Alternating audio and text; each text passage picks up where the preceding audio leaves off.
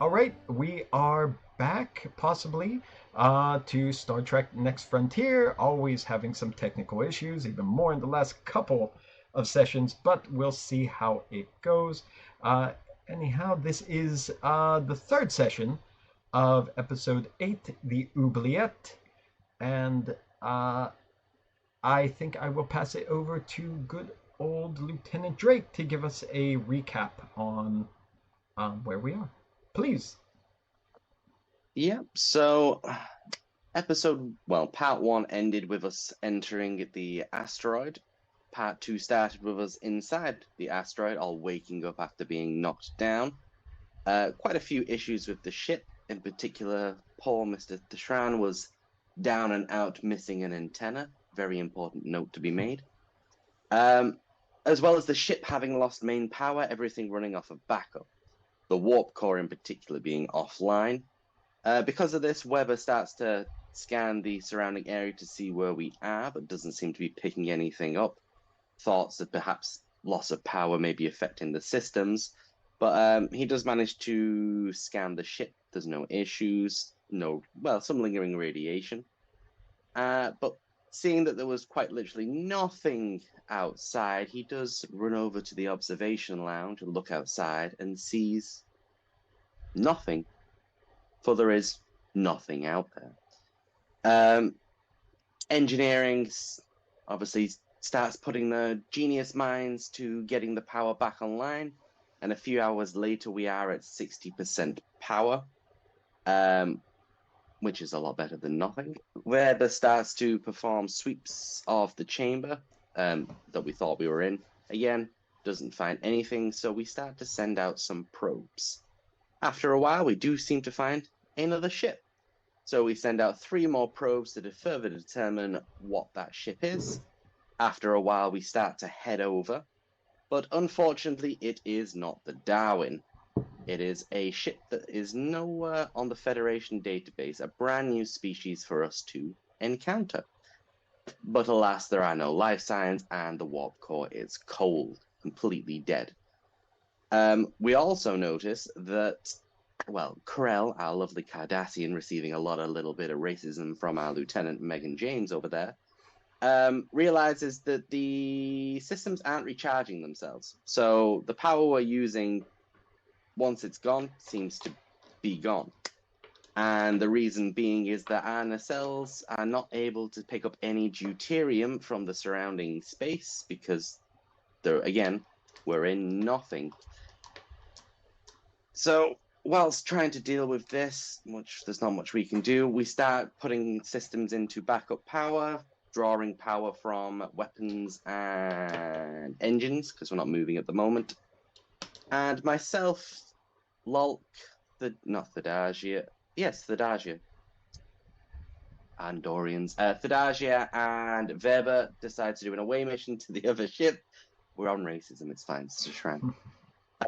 Where we managed to get the ship slightly powered up using Thadasia's great idea of linking his tricorder, and we get 2 years worth of data from the ship. A little bit on what they've been doing. Finally, we were about to start exploring the ship when, back on the ship, an ensign notices something weird about the deuterium tanks. And it seems to be being scanned, but obviously we're not performing any scans. And when we start to look around, we see that we are in fact being scanned by another ship that has appeared on the edge of our sensor range and is approaching. And that's where we ended on our lovely cliffhanger. And I think that's everything. That seems like everything to me. Anyone else have anything to add? Any racist comments? Yeah. No. Lots of. No. My additions will be in private. Okay, everyone's good. We ready to pick up then? I'm just going to apologize again. Even all the changes I made here, I'm still having video stuttering issues on this. So it is what it is. So we'll take it for whatever it is. So ignore the video. Just listen to the lovely voices coming from the screen because apparently my computer is giving up the ghost. All right. So, as we have established, there were indeed scans coming in on the deuterium tank. So, whoever this new alien or new group is that is at the edge that you can't really get a scan of yourself just yet, um, their first bit of interest is the deuterium tanks. But let us pick up right now in sickbay, where Lieutenant Thadagia has left the ship. He has left the medical orderlies in control while he's on the away mission to the vessel that you encountered. And at this moment, the injured but treated Lieutenant Thishron, the single antennaed Thishron, is now regaining consciousness. So, Thishron, yes, you wake up in sickbay. You see the lights are dim. It's almost like on emergency power levels of dim. It's not the typical bright sickbay that you are used to when you finally gain consciousness. So I guess immediately I would probably call out for Thadagia, but he's not there though, right? Correct. Call for um uh the Mark One, I would suppose. Okay. See if he's around. Yes. So hang on a second. Let me switch things to sick bay so everyone can see sick bay. You call for the EMH. Yes, the EMH. Okay, so the EMH comes. The EMH, you call for him, but he is not there. He doesn't come. That's alarming. I'll tap my communicator and call for the captain or bridge. Yeah, say just bridge in general. Okay, as you go to tap your communicator, I should say, one of the sickbay orderlies comes to you after hearing you calling for Mark. And I guess what's going on? Where's the doctor?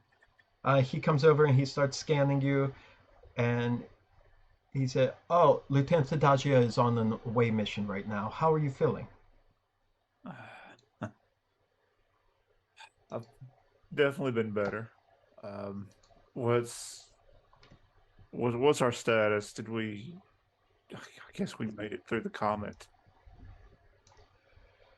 Well, that's a little hard to explain. I haven't been on the bridge just yet to know the details myself, but it appears that whatever the comet was, it ended up transporting us into some sort of a void or pocket. There's nothing out there from what I'm hearing. I slide off the medical bed and start making my way toward the door, heading toward the bridge. Oh, sir, please wait. Let me check to make sure you're okay. Throw my hand up and keep walking. Sir, he just gives up. As he should. As he should. He knows you well enough by this point. Okay, so you're heading to the bridge? Yes, I go to the bridge. All right, so you're staggering in the hall again yes. From your, well, getting banged up, getting knocked out, concussed, and also with the lack of one of your antenna. It's hard for you to keep balance, so you keep leaning towards, which antenna was it that came off? Was it the left or the right? It's always the left one. It's always the left one. So your walking keeps leaning you to the right because that's where your balance is shifting now because there's nothing on the left. So you find yourself pushing off the wall, kind of hitting it with your shoulder every couple of steps until you get your bearings down again. Yes. Make it into the turbolift all the way up to the bridge. Turbolift, and you notice the hallway to turbolift as well. Everything very low power lighting running along there. It's not red alert mode where the lights would come down either, but it's also not the typical power gone kind of emergency bright lights. It's a very noticeable dimming down of everything on the ship. And Okay. when the doors open onto the bridge, same thing. Everything is in the darker lighting scheme. Stepping out onto the bridge, you see, of course, Captain Savik is there at her um, at her command chair. Let me get the correct people on the bridge here, so we're not doing that, and I will put you in there. So you step out again, a little unsteady on your feet, but you are. This isn't the first time you've gone one of your antennae cut off. No. So this is par for the course for you, I think. So Right. you're able to adapt, but you get out onto the bridge, and Captain Savik turns her head slowly and regards you. Lieutenant, good to see you up and about. I didn't expect you for another day. Uh, I'm I'm just here to make sure that we can get out of here, Captain. Shall I go, or do we have what's I'm clearly disoriented, but what's the status? What's going on, Captain? I wish I understood myself what this was all about, Lieutenant, but whatever that comet was, it was not an actual physical, natural phenomenon. Yeah, I agree. So, do I get us out of here, or are we on a rescue operation? No, Currently, no, it's. I know. Where's Drake? Drake is also on in away mission with the commander. So we're rescuing him. Got it. I don't All believe he right. needs rescuing. Lieutenant, are you feeling all right? Are you understanding what's happening right now? No, ma'am. Just tell me where you need me. Do you believe you could perform adequately at your controls? Oh, I'm in the best shape ever right now, Captain. She stares at you very long through her visors. If you insist, Lieutenant, and she nods to uh, Ensign Vumvi at the controls, allowing you to take over. All right.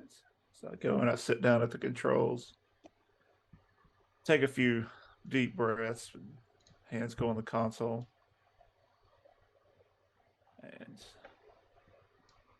start trying to get my bearings, uh, touching on the console and seeing what has power, what doesn't.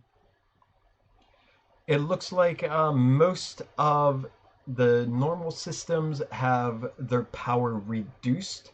Anything that is not immediately being used or anything that is not critical at the moment, the power has been cut off to that in a series of power saving uh, measures.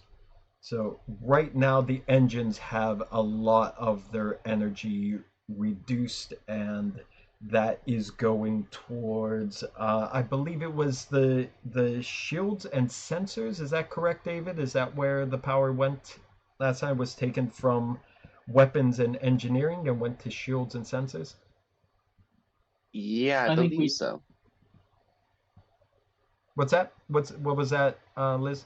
I think we took it from engines and weapons, and Engines. just distributed it across other systems. Okay, so Mm. I remember I wrote down mainly shields and sensors were getting Oh, boosted there, but yeah, definitely I saw weapons and engineering, but wasn't sure which way the arrows were pointing on there. So wanted to be sure. Yeah, that makes sense because you're trying to scan. So you see that your engine speed and all that would be severely affected by these power cuts, but you do still have maneuverability. I see. I lean back in my chair, turn a bit, looking at the captain. I say, Captain, you believe I found the problem? Appears we're out of gas. Is Lieutenant James working on that? I'm afraid Lieutenant James has discovered a slightly more disturbing reality to why we are not having power. Of course she has. And what, do we have any theories at this time, Captain? Currently, we are waiting to discover what they have learned on that alien vessel we have just discovered, and she nods her head forward, and on the screen, view screen, you see a very unrecognizable type of alien vessel adrift. Clearly no power, derelict ship. With any luck, they will come back with some information or something we can use to keep us going if we are going to be stuck here for the time being. All right, then. I request permission to beam aboard that ship and see what kind of assistance I can be then. That might not be a good idea currently, Lieutenant, as she looks over to Lieutenant Alder, and he nods and explains that there is that another vessel coming in and scanning the deGrasse Tyson. We are currently unsure of what their intentions are, but as Lieutenant Alder explained, they are scanning our deuterium reserves, which seems to be in short supply wherever we are. I don't think it would be wise to separate the crew any longer, and hopefully we can get our away team back here very shortly. Like I said, dead in the water. It would appear so. Quickly, I'm going to jump the scene over to not a scene change, so no loss of momentum or anything there, but currently the same opening scene. I'm going to jump over to the derelict ship with Drake, Thadagia, and in the background Weber and Locke, as well as there could be any potential support crew up to 2 other people because a 6-man beam over team. So if anyone wanted to play a support character on the ship in that time, if necessary, feel free to speak up and say who you are and what you're doing. Okay?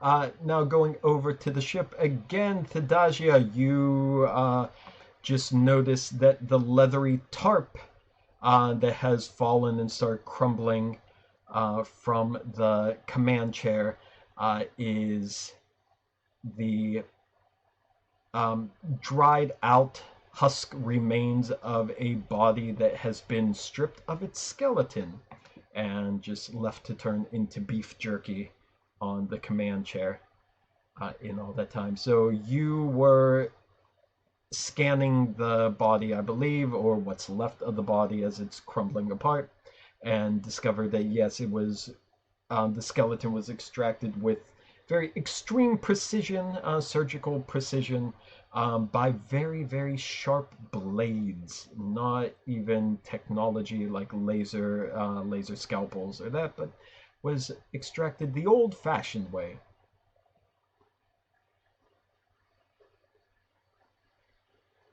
I am going to request Captain Commander Wilkes no longer with us.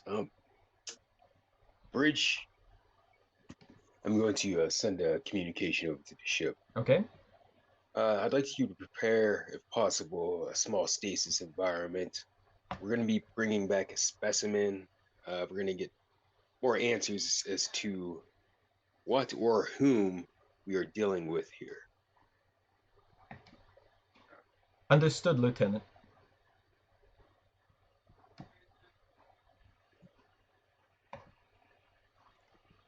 Drake, Drake, where are you in relation to them? Where were you?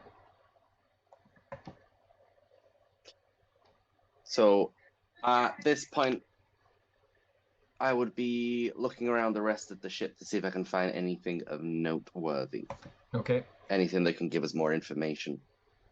Okay. But given that it's offline, I don't expect much. Yeah. So you used the power. You downloaded the logs, I believe, the data from 2 the logs. years So worth. you got that much already. So you want to explore another part of the ship? I was thinking about it, but I imagine at this point we're going to be getting the news of the other ship, so I'm not going to be traveling off at that point, I believe. Yeah, probably right after Thadagia radios in about what he discovered, and also wanting to have the sick bay prepared for the specimen. That's also when the captain would be contacting you, or at least the ship would be contacting you. Probably Alder would be transmitting that there is another ship incoming. Again, Drake, you are, even though Locke is there, you are technically in command of this away mission until the site is secured, since it's a security issue. So the information comes to both you and Locke simultaneously. At which point I will tell, because I'm being evaluated, as Locke said. Yeah. But if there's another ship coming in particular scanning our deuterium, there's a very good chance they are not going to be friendly, and I'd rather not be sitting on this, well, undefended target practice. So once, Thadagia, we get your specimen transferred over, we will also be transferring back to the ship to prepare ourselves for our new guests. I'm not sure how much else we can get from the ship as it is, but I'd rather not be here when someone else turns up. Agreed. So we'll start making our preparations to head back. Okay. Again, Weber has everything connected to his tricorder. I believe it was Weber. Is that right? It was Thadagia. Or was it Thadagia? Yeah. Okay, so you're good. So Thadagia is the one that, as long as you're there with his tricorder, then he'll be able to get the system's power that you need. So is there anything else you're prepping before you make the transport back? We got the last 2 years of information. We got the captain's log. We got the changes that they made. If we can, but yeah, before we head back, if we can quickly also have a look at what we would assume. Well, captain's log would have everything.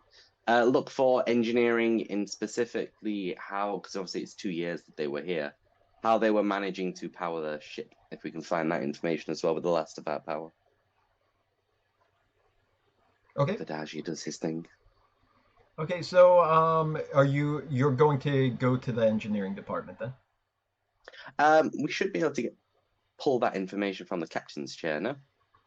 Oh yeah, you could pull the data if you're trying to pull that. I just wasn't sure if you said you were going to go into the department, or you were just going to keep taking the data.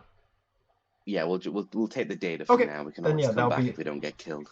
That'll be easy, since you've already done that, basically connected to the computer in the last session. Then you don't have to roll for it now. You already know how to extract the data you need, and since you are there with Thadagia and his magic tricorder, then Thadagia could do that easily for you. So once you hear that, Thadagia, you know it's up to you to pretty much power that and get all that downloaded.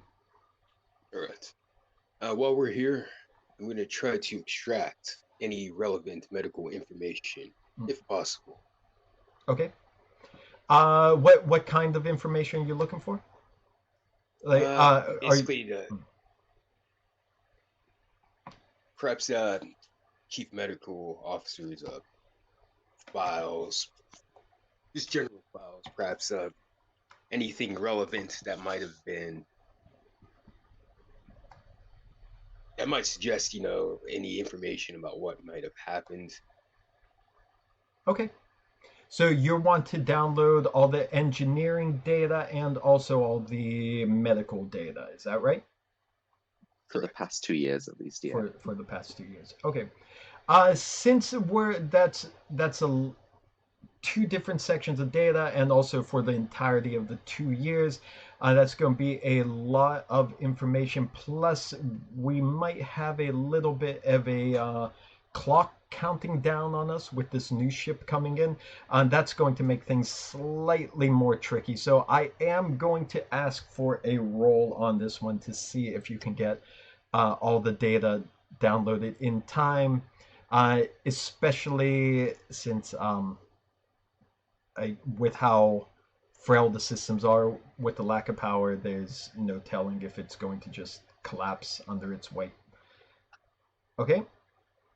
Unfortunately, Thadagia has told me before the game started that he is unable to access roll 20 today. So somebody else will have to do the rolling for Mr. Thadagia, if that's okay. I'm here. I can do it for him. There you we're in the same area. There you go. Kind man. Okay, so Thadagia, this is going to be a it's going. Good lord, I've been reading other role-playing games in the last week because I'll tell you later. Gabe wants to run a session, and I was trying to prepare for things, so I'm forgetting what things are called in this game. So that's going to be a control and control in either engineering or science on this one here. We will go with science because it's better, and we've got 10 minutes left, just as a heads up. Okay. Yeah. Thank you, Zoom. Well, we'll play for 10 minutes, and then we'll have another mini commercial break. You know how these ads work now on streaming services.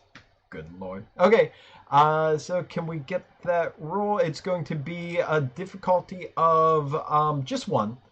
Going to be complication range. Really, the terminology is all screwed up in my head. Complication range also 1, as usual, and just difficulty of 1.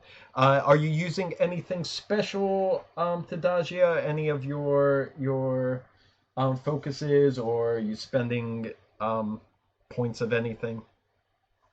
Just asking, just to be sure. No, not that I can think of. Okay, then just the 2 dice as usual. And roll. And you got your 1. That's what you needed. Okay, so you're going to be able to download both of those without it crashing whatever's left of the system, and you'll be able to do it in a reasonable amount of time. So Thadagia is getting that taken care of. No problems there. After a while, he is ready to beam out with everyone else and the specimen. Yeah, and whilst he was doing that, I would also like to contact the bridge and request that... Oh no, we did already have the power going to shields. Never mind, carry on. Okay. You just want to double check, right? I just wanted to make damn sure we had power to shields, you know? Yeah. Okay. Anything else you want to do before you beam back over? Nothing that I can think of. Okay. For now, anyway. All right, then Commander Locke gathers you all up, and then you are transporting back over to the ship. And then before this opening scene ends, I'm going to go to engineering, where Lieutenant James is still organizing things with the skeleton crew that she has there, because there's still a number of injured people who are trying to recover, which Thishran should be one of the people trying to recover, but he forced himself out of sickbay. So back in engineering, Lieutenant James, before we get into anything, is there anything in particular that you want to be doing at this moment, knowing what things are at currently? Yes. I would like to tap on my communicator. Lieutenant James to the bridge. Bridge here. I'm doing this as I climb up into one of the Jeffrey tubes. I've got an idea I'd like to do. I would like to put a dampening field around our deuterium tanks, so that if our shields fail, we won't have our deuterium taken from us so easily, at least, anyway. Excellent idea, Lieutenant. Please get on that immediately. Already on it. Okay, so you want to set up a containment field, yes? Okay. We're going to say, how big do you want this field to be? Just around the tanks themselves? Yeah, I think so. Okay. Just so our deuterium reserves can't be taken. Okay. Then, in that case, it's going to be a difficulty of 2 task. And because of the complications of the power loss, and that is going to increase the complication by 1, so it's going to have a complication range of 2. Okay. And hang on a second. Complication range, I'm sorry, apologies. Complication range of 2 because of the shifting of the power into shields and sensors, but the actual power loss complication is going to increase the difficulty to 3 for this task. That's what it is. So it's going to be a diff 3 complication range 2. So any kind of difficulty focus? 3, complication 2. Yes. Right. Focus or any kind of value or talent or even threat or I got the words. They're in my head. Momentum spent. Okay. This is a bit of a stretch, but EPS for a focus because it's routing power and all that sort of stuff. Well, it does involve routing power, so yeah, I could see how that would apply because a lot of the issues come from the power being rerouted. So yeah, that makes sense to me. All right. So focus. How much momentum do we have? There's 4 momentum and 4 threat at the start here. Right. Would anyone have a problem with? Ideally, I'd like to get 2 dice. As in 2 extra dice. Mm-hmm. Does anyone have a problem with that? No, not at all. It's then just a matter of how I do that, whether I do it all with momentum and pretty much wipe out our momentum, or whether I do like we did with the Shron and do 1 momentum, 2 threat. Can you remind me of what your talents are? I still don't have a hard copy of your sheet here. Me? Yeah. Oh, you should do. Yeah, I didn't print it out. Yeah. Cautious engineering, spirit of discovery, in the nick of time, which could fit there, and field medicine. Well, cautious engineering will definitely help you using at least 1 point of momentum, so that's a good thing. Yeah. So does anyone have any thoughts on whether it be threat or momentum? You could split between the 2, but I'd probably say use 1 threat, 2 momentum. All right. Saves him we'll do killing that. us all.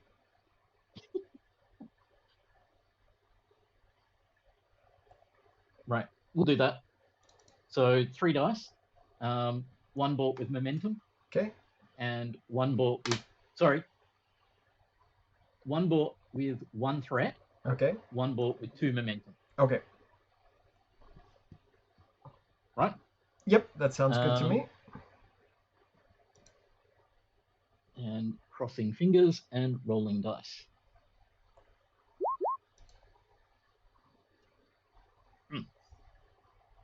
Oh, hold on. Task roll normally of 2, isn't it? Task roll normally 2. It's 3. Yeah. Task roll normally 2, so you should be doing 4. Task roll of 4, right? Do you mind if I re-roll that, or do you want me to? Yeah, go ahead, re-roll that. I'm just something's wrong here. I just noticed it's not showing the dice rolls again. It's not moving at all. Let me see if I could get. Yeah, go ahead. Do the re-roll. I'm just trying to see if I could get it showing. Whew. Okay. Hang on a second. There we go. Now it's finally showing. Okay. Had to do the old switch on and off thing. Okay, there we go. So that looks like a lot of successes to me. So that's 1, 2, 6 successes. Is that right? And you needed 3, Yes. so that's 3 extra. 1, 2, 3. That brings your momentum total to 5, which is good. Very, very impressive. There you go. So yeah, I say that you have no difficulty at all in getting that the deuterium tank shielded, and you have a lot of momentum built up as well for anything you'd like to use that for in the future too. That could be useful for a ship incoming. It might be. It very well might be. Okay, now All you're right. getting that taken care of. You're getting that set up. With the power levels currently as they are, again, weapons and engines are going into shields and sensors. Is there anything else you want to do to prepare or try to assist the ship in whatever's coming up here? Because that was good. That was good already what you did preparing that, but I just don't know if there's anything more you would like to do on your own. I think we have Is about 30 there? seconds. Sorry to interrupt. Oh, okay. Yeah, I didn't even see that. Okay, well, I think that's a safe part for us to reset this Yep. now that you got that picked up. We'll resume in a moment. Yeah, thank you for keeping an eye on that, Jeremy. All right, take a break, catch your breath. We're coming back. Okay. All right. So coming back here. Here we go. Okay, we're back. We're back. We're back. So Lieutenant James, you were able to erect the force field around the deuterium tanks. So that part is done. Was there anything else you want to do in engineering? Yeah. So also, like we'd sort of discussed in Discord, shutting down any systems that aren't needed, like the holodeck, and things like that. Mhm. Probably then again tapping the communicator and contacting the bridge again, Lieutenant James to the bridge. Go ahead. Do we need the power redistributed back to weapons and engines? We might, Lieutenant. It depends what the intentions are of this vessel coming in. It's hard to say, but I think it would be for the best if we had as many options as possible. We could leave it as is until if we go to red alert, then I can immediately put things back to standard, or I can go standard now. Perhaps it would be best if we went back to our normal operating parameters until we are sure who we are dealing with. Consider it done, Captain. Okay, so we will remove those changes, so everything is going to be facing the same problem of the power issues. Okay, so here we go. Now that everyone's back onto deGrasse Tyson, there's going to be a little catch up on the bridge once Drake comes aboard. But I'm going to go into sickbay very quick as Thadagia is going to arrive with his specimen. So Thadagia, you had that specimen, that beef jerky body sent over to sickbay for you to analyze. What are you attempting to do? You also downloaded all the medical data from the ship as well. So what is your goal right now? I'm just going to perform whatever scans are necessary to see the genetic makeup. Did we determine whether we knew what the race was, what species this was? No, nothing that you got from the scan suggested any known species. Okay. Well, that's what I'm going to do. I'm going to just run a genetic scan. Also, taking it into account that it seemed that it was performed with a razor. Yeah, definitely a bladed weapon, yes. Okay. Oh, that's what I want to do. I want to start running these scans. I also want to put the medical logs on that we had recovered at the same time, so they're playing in the basically in the background, so I can listen to them, just in case something pops up. Okay. Then that's what we'll do. Now for scanning the body, since you're aboard DeGrasse Tyson now, you have all the equipment that's in the sick bay at your disposal. So this is going to be a difficulty 0 to do anything. So you have a choice. You don't have to make the roll if you don't want to, but it would be a chance for you to possibly gain more momentum, and then you could use the momentum for obtain information spends as usual, or you could just accept that it is going to pass, and you don't really have to worry about making the roll. But you could still ask questions by spending what momentum you do have. So, do you want to do a roll or no? Sure.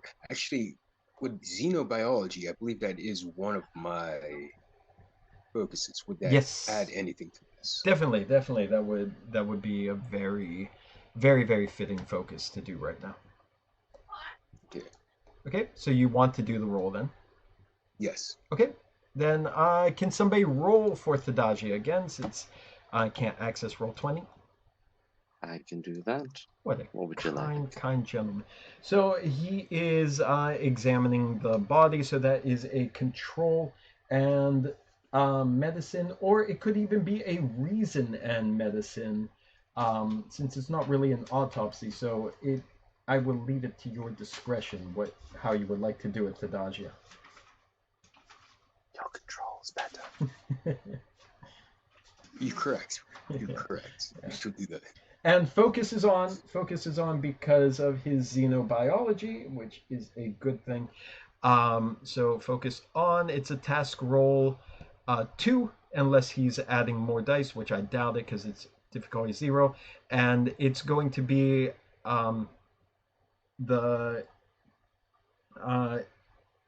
this one is not going to be affected. It's not going to be affected by the power complication thing right now. So yeah, it's just going to be a normal roll. But complication range was going to be 2, but screw it. Screw it. Okay, did you make the roll? Let's see. I did 2. 2. So then we got 2 over there. Is it actually showing up? No, it's not showing again. What is it not? Why does it not want to show? There we go. See, I turn it on and off, and then it shows again. What is wrong? Okay, so you're back up to 6 momentum, and you have 1 floating momentum. So you have at least 1 free question you could ask for obtain information, or any other spend that you want. Otherwise, you're back up to 6 and full.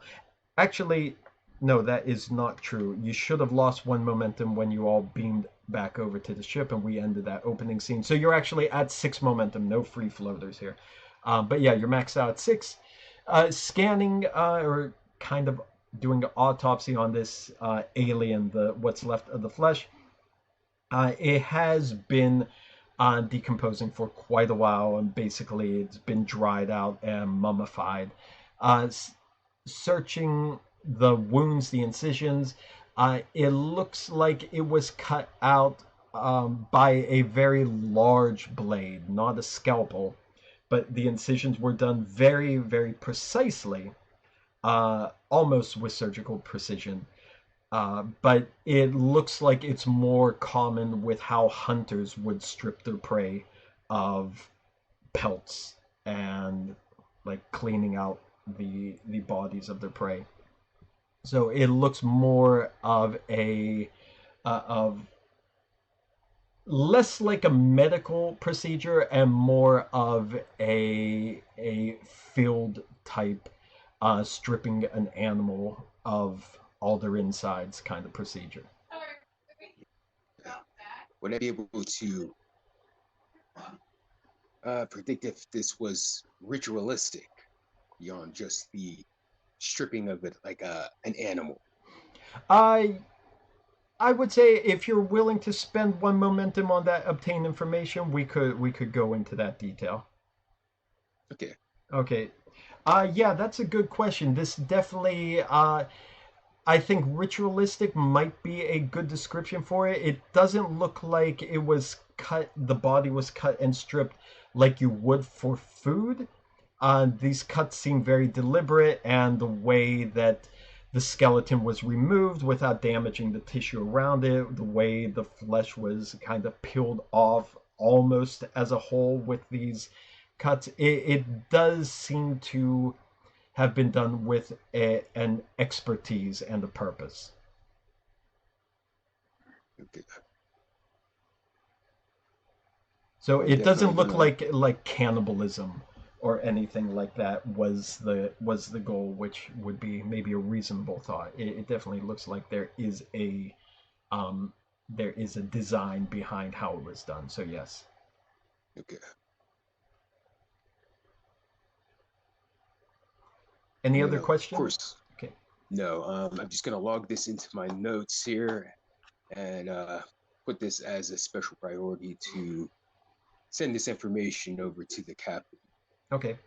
Now here's some more information that you would get out the more you go on and you're examining on the body itself.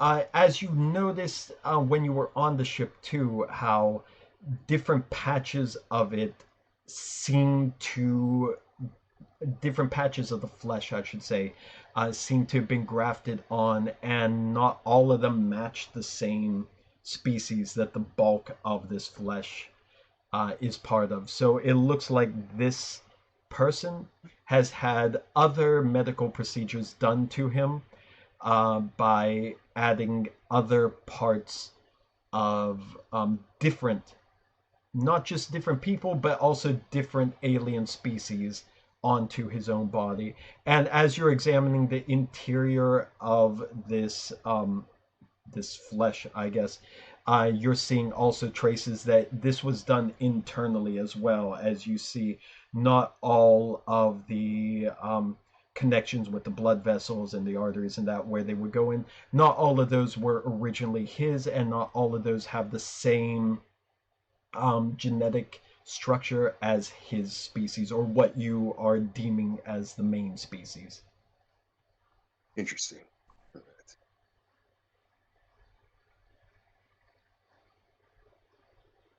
right. I want to, if possible, if this is also relevant, I want to try to create a three-dimensional scan of the body to sort of reconstruct what this individual might have looked like, hypothetically, at the very least, Okay. as far as size, dimension. Okay. All right, so you could put that data into the computer and have it work on that to see what it comes up with. Uh, it'll take a little time to factor that in, especially since the flesh is in such poor condition as it is. Okay. Yeah. All right, and you're transmitting all that back to the bridge. And also, let's go back onto the bridge where Drake has returned. Theshron, you are still there, keeping an eye on the controls in the ship. You're getting the power back to the engines as usual.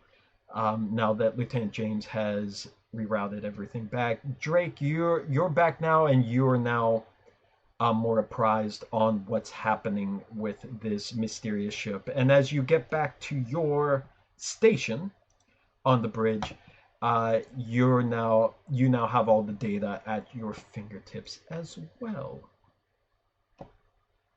Lovely. As it's been getting closer, I believe we've probably been repeatedly scanning it as much as we can.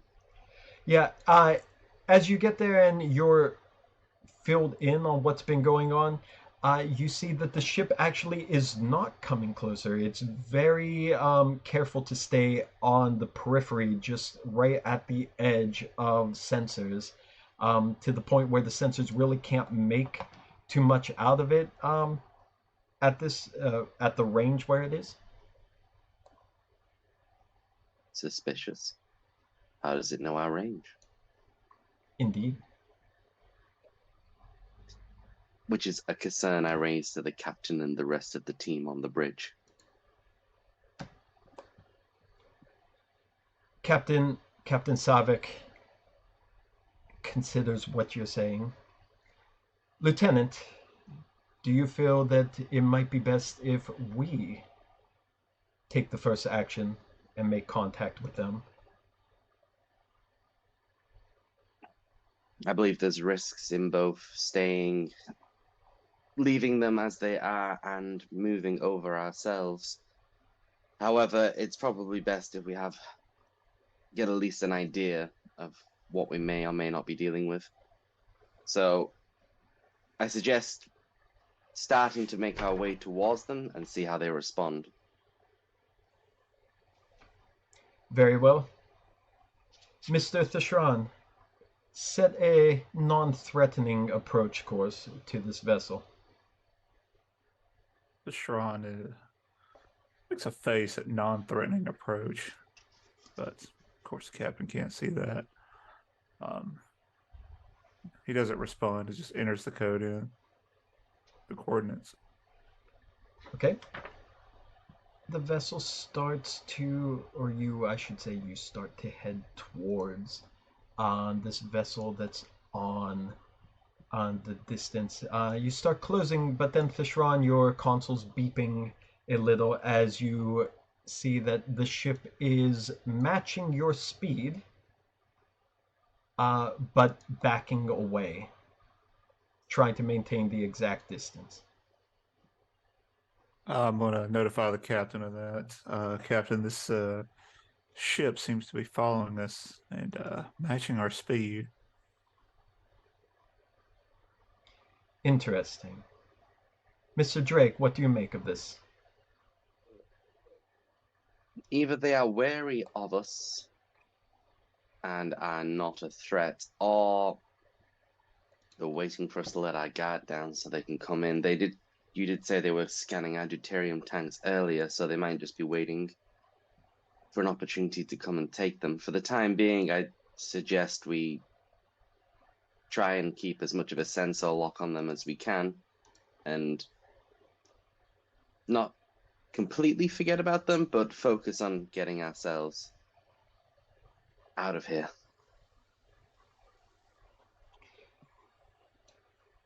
Indeed. We'll try to get a scan of them. Mr. Alder, I want you to run that scan. But otherwise, let's have a senior staff meeting to discuss how we should approach this issue. This issue not necessarily being this vessel, which apparently does not wish to engage with us easily, but the issue of getting us out of here. I would like to go over what you found on that vessel and see if there's anything that we can use to get out. Sounds good, Captain. All right, so everyone, if there's nothing else you want to do at the moment, we are going to reconvene in the briefing room to discuss options. So if there's anything you would like to do before getting to the briefing room, now is your chance. Please let me know. Nothing from you. Okay, I don't think so. Setting up the room here. Let's see. Okay, it looks like everyone.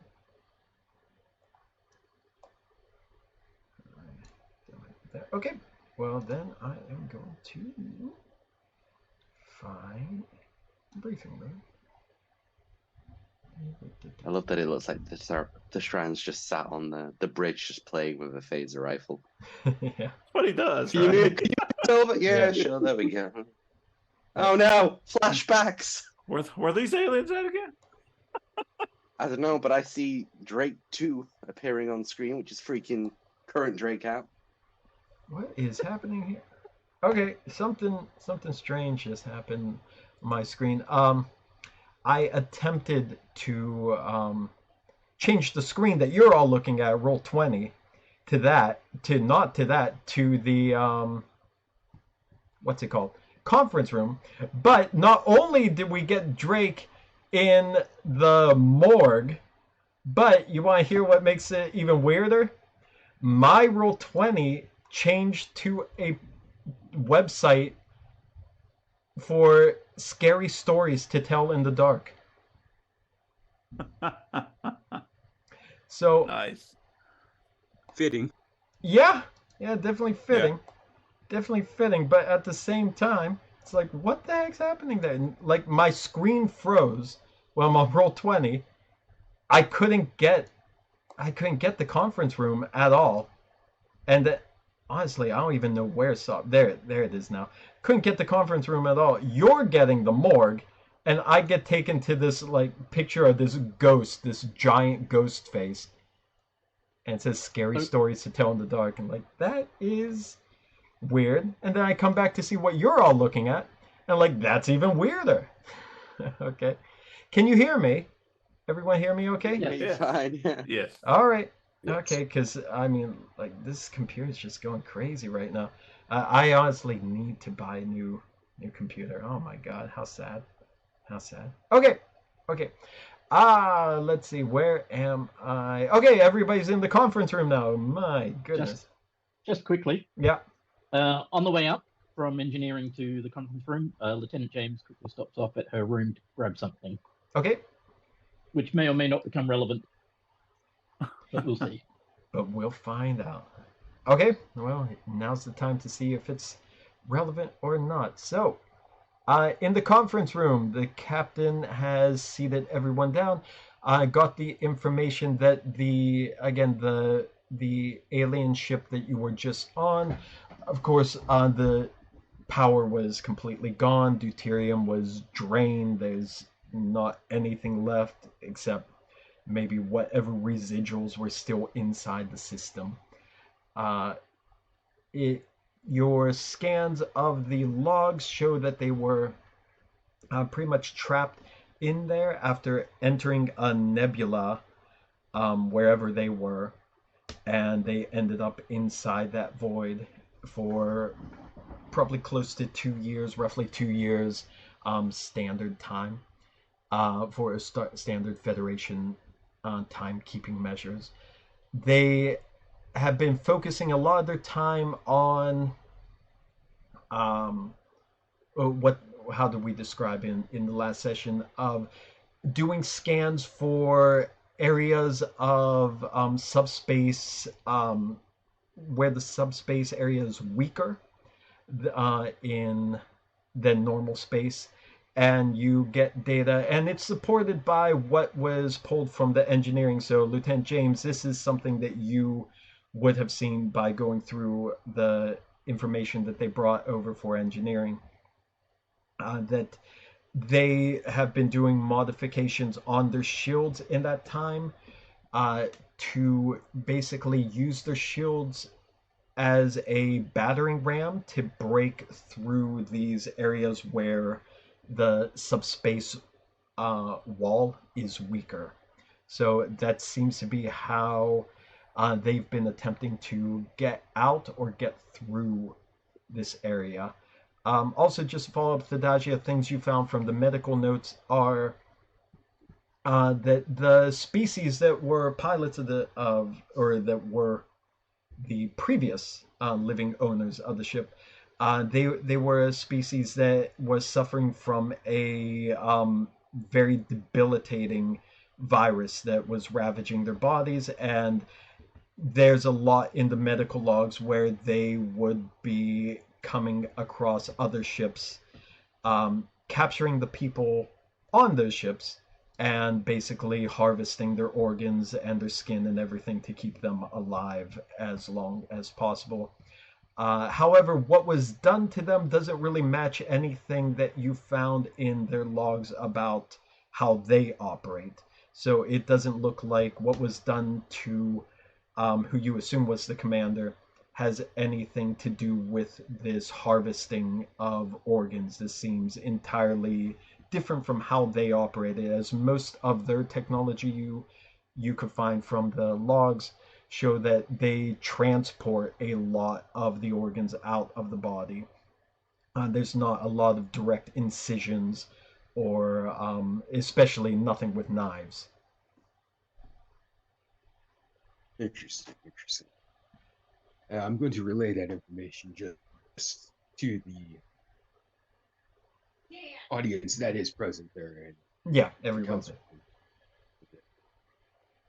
okay. So everyone's pretty much up to speed on all this. You got the engineering information that James prepared by going through logs. You got the information from medical that Thadagia prepared, and then you also have the eyewitness accounts of Drake and everyone else that is there. So the captain wants to know, um, as fascinating as it is to be in such a unique area of space that doesn't appear to be connected directly to what we consider our own natural area of space, I think it would serve our best interests if we were to find our way out as quickly as possible, preferably before we are running on empty deuterium tanks like that other vessel.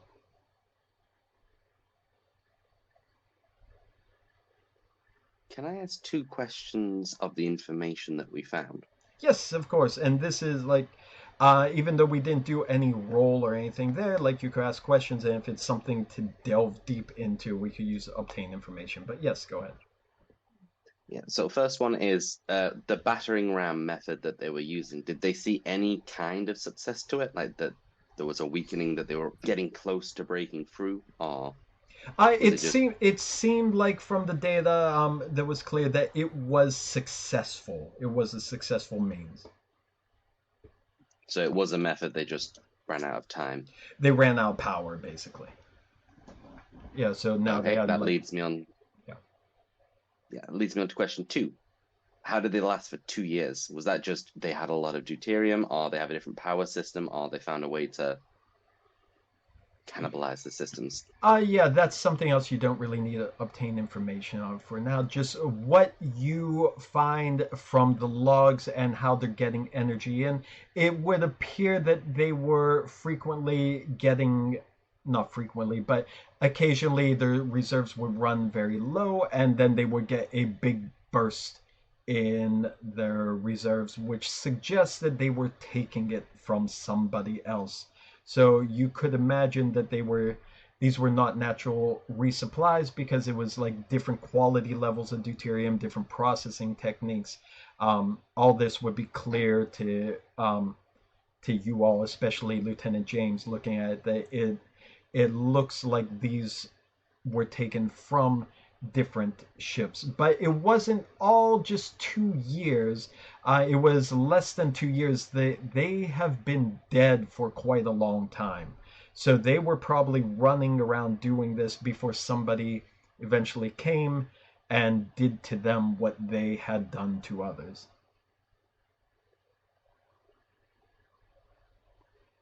Any chance there was any Federation readings matching how our system deuterium would be? Nothing that looks like it's Federation, no.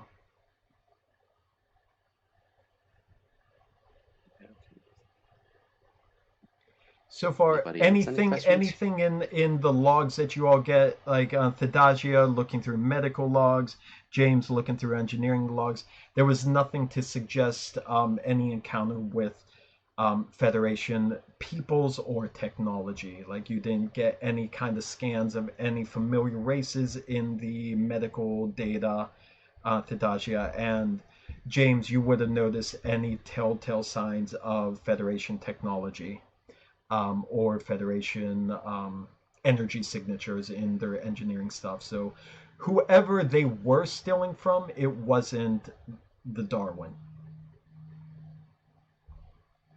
Can I ask a question? Sure. This is mostly looking at the captain. Do we intend to stay here and look for Darwin?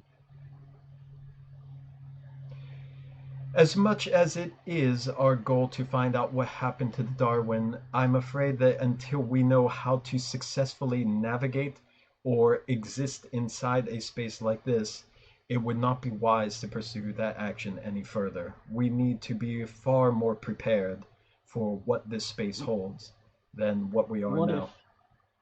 if, I don't know if this will work, but what if we could set up a probe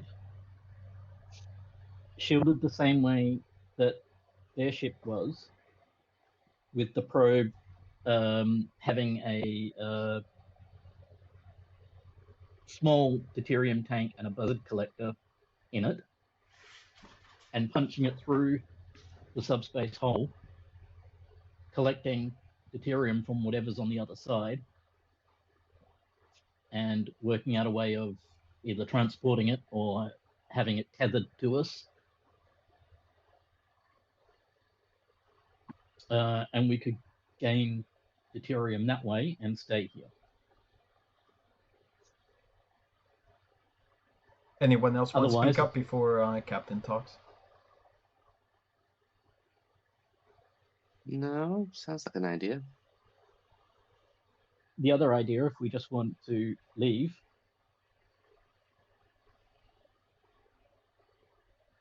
this idea is probably not going to be very favorable, but it is an idea, and it is an option, not a good one.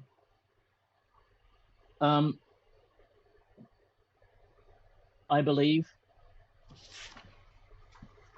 there are weapons that can tear holes in subspace. An isolinic burst, for example, will, if created in such a way that to be used as a weapon, will tear a fairly massive hole in subspace. What I was thinking is if you make it smaller and a finer point, more like a surgical scalpel, perhaps, and this is not a guarantee, it would need to be played with because I don't think this technology has ever been used like that, but it could perhaps be used to widen or weaken whatever subspace barriers are there. Basically, surgically cutting a hole in the already weakened subspace. That is, if we want to just leave.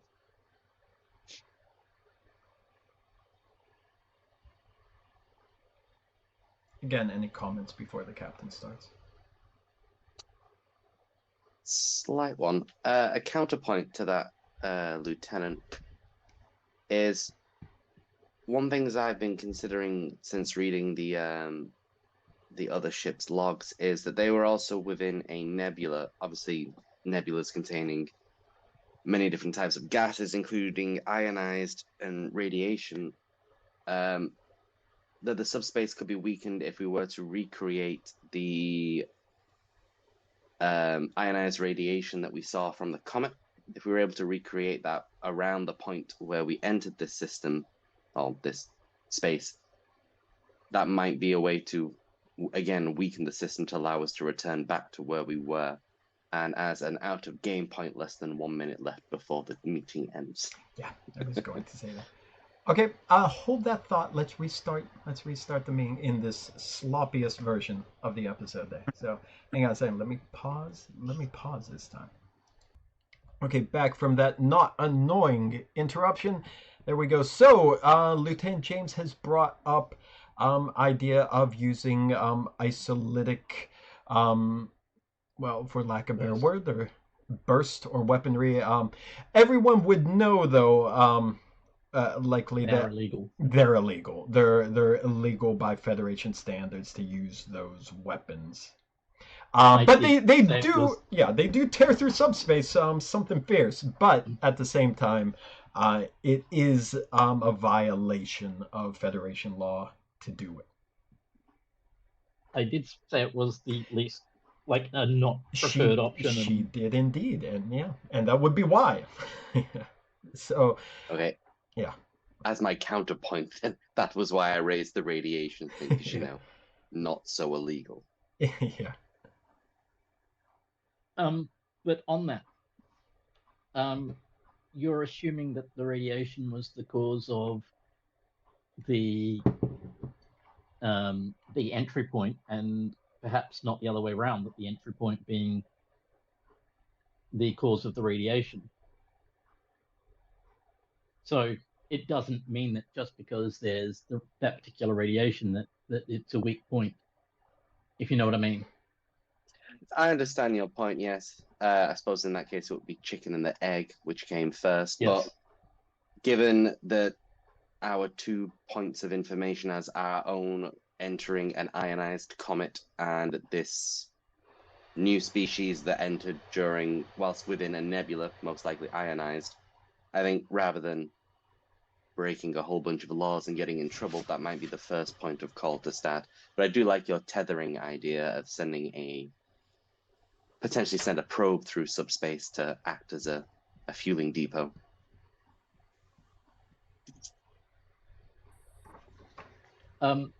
If we did want to stay and we set up the tethering,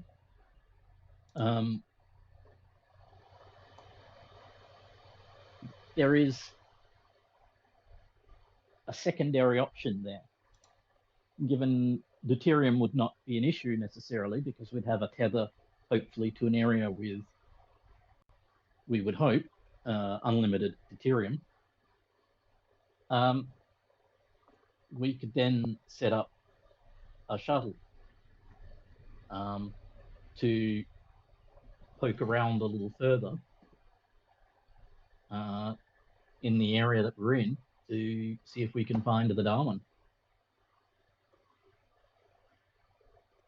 Now, I have an idea for a shuttle that's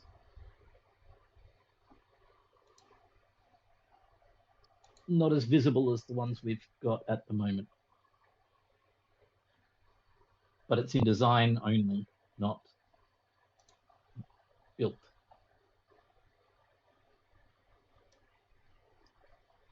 Depends on how yeah, go on. I go over to the panel that's on the wall there and pull out a little data crystal thing and put it into the relevant slot there and bring up a picture of a shuttle, which I will throw in Discord in a moment. Now, this shuttle idea of mine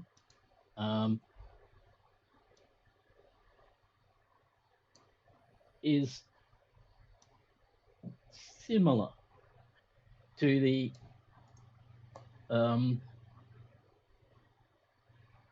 I guess concept of the isolinear burst. Technically, it's not using that technology at all, but it uses stealth. Not cloaking, but stealth. Which doesn't really break the terms of the Romulan Federation Agreement, as far as I'm aware. But it is designed almost in every way to hide from sensors and visual sight. And that shuttle could be used to investigate further into this region of space, wherever we are.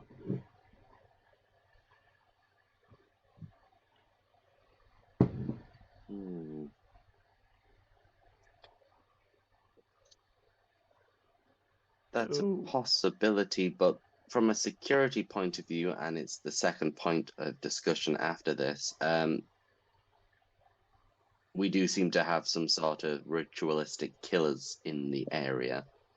And sending off a shuttle, especially when we have someone sitting so close by watching us, might not be the best secured point of call. Well, in a security like I point said, of view. This shuttle is designed to not be seen.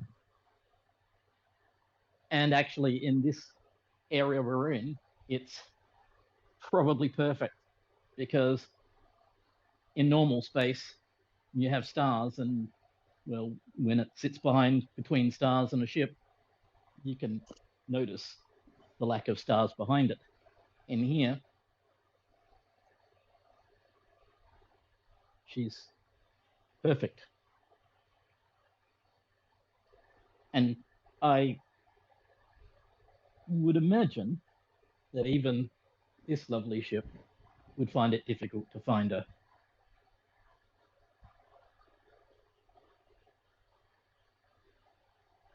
Certainly an interesting idea if we can get it to work. Might take a while, Problem though, I is- imagine. Who says we even have such a ship like this? I mean, it's all theoretical stuff. I've been working on it since the academy. Actually, I started working on it while I was in the academy. Oh, okay. So we'll just It roll back to San Francisco and get it then, won't we then?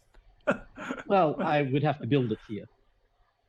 You'd have to build it here. Oh, that- That's where the delay will be. But if we've got a tether with a unlimited deuterium supply and a desire to investigate the area that we're in, if we're not on a time limit, because at the moment we're on a time limit, we've got limited deuterium. At current usage levels, I think I calculated to be about maybe a month or less on the low power that we're on at the moment. Right. And we need unlimited deuterium. So if we have unlimited, then power's not an issue. We can bring full systems back online. We can help other people here. That ship that's off in the distance potentially is in need of deuterium. We can help them. We can help others. Right. But we don't have unlimited. Not yet. But we know a way of punching through. At least But the data there says... No. The data, that race there has said that they could punch through. If we could get a probe to punch through the same way they claim they did, then we could get it through. It's just a matter of then what's on the other side. I see. We could actually find that there's no deuterium there either. And you want me to don't fly know. this thing?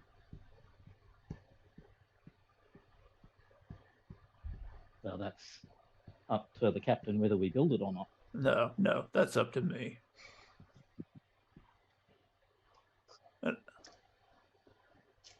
Carry on.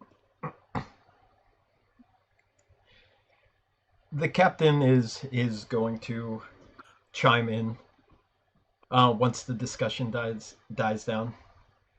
Indeed, there are a number of interesting suggestions for how to proceed.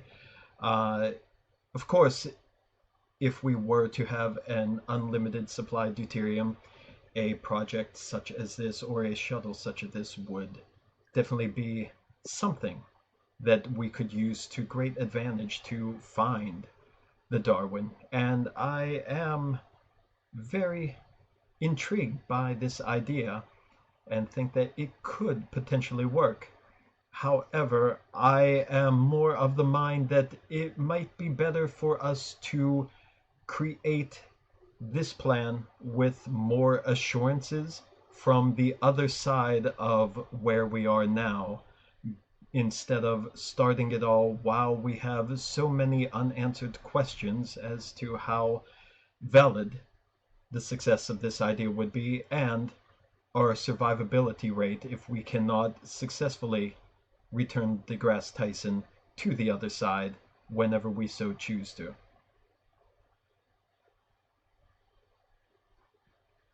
I guess the other point too is, do we want to backtrack to where we came in and try and push through where we came in from? Or do we want to just try where this alien race tried, where we know they had some successes? I We think the don't know best. where we will pop. Yeah. Personally, I would suggest testing where we came in, because at the end of the day, we don't know where this species came from, and we don't want to end up, I don't know, in the Delta Quadrant or something like that. So I think best would be to return to our starting point to see if punching through there gets us back to where we were. Gives us a Well, we known need to see- point. I agree Need to with see if we can Drake. find need to go back and find if we have the same weaknesses in subspace there that they had here. I would assume, well, without knowing, I would assume we would, seeing as we managed to get here originally, but that is certainly something we need to go and check. Otherwise, who knows where we're going to end up. Don't know how we got here, that's the problem though. We don't know if it was just a potential tear in subspace that we poked through, or something that someone has done. One way to find out. Very true. But I agree, I think we should go back to where we started from and try and poke through there. And if we can, then try and send the probe through with the buzzard collector. I think sending a probe first would also be a good idea, because we did appear to enter a comet and then end up here. We don't want to jump back and end up crashing into said comet. Plus, as well, if we are able to find our way, if it does work where we break through, we reappear where we were originally, what we could also do is try to work out how space applies here and where we were originally. For example, exactly where we went back should lead us to the comet. 100 kilometers to the right, does that get us 100 kilometers in our space, or tens of thousands of kilometers? Gives us an idea of how we can traverse. Good question. Also, if we're going to send a probe through, we might want to send a very brief message to Commander Velik. Oh, yes, of course. Letting him know of where we found ourselves and potentially not to follow until we can find a way out. Very good idea.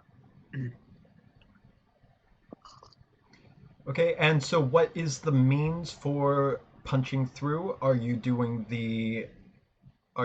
to modify the shields to make the battering ram, or are you using one of the other creative suggestions?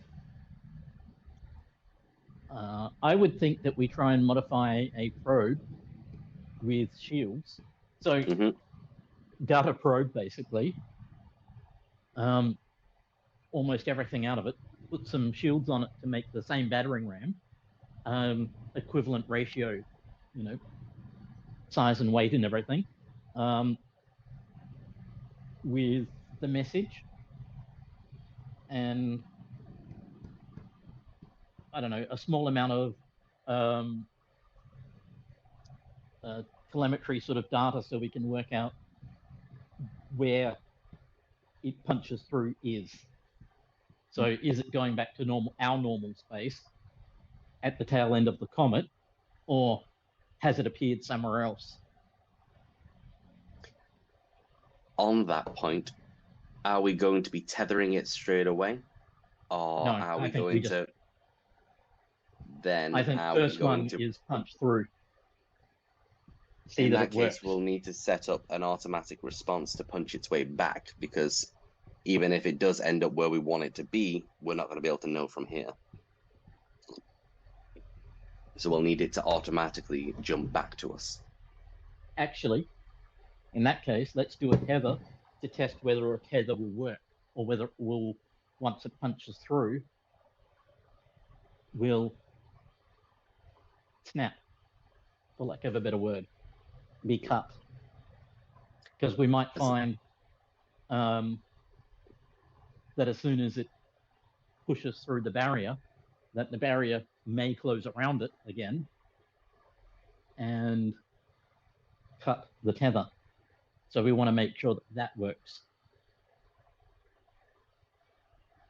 As a security side of point of view, can we also make it so that tether is very easily disconnectable? I don't want to be the ship to be try to be yanked through a hole the size of a probe.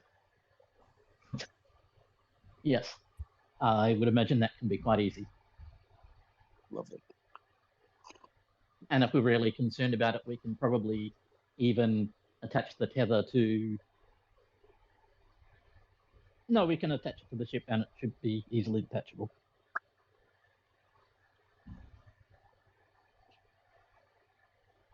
Sounds good to me. Okay. Any other comment? Nothing on this, just Okay. we're going to have to raise the point of the other ship in a moment. Yeah. Tadagia, anything you want to add before carrying on? No, I defer to the judgment of the captain and Lieutenant Drake and Tashron, as well as that of Lieutenant James. Very well. The captain's going to bring up one additional point.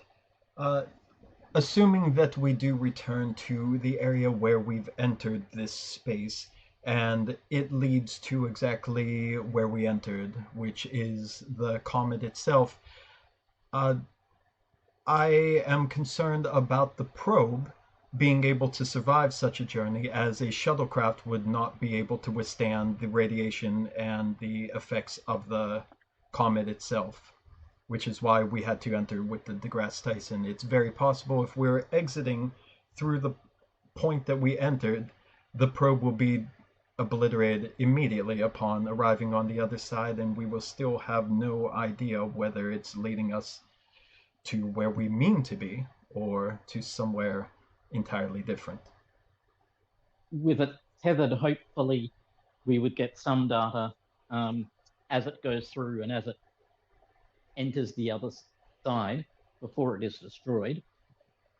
I agree, the probe would probably not survive the journey.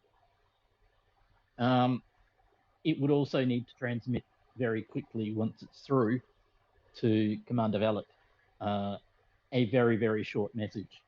But I think for the first test, we just need to see if it's possible to do, punching through the subspace, and whether a tether can be done and where it leads us.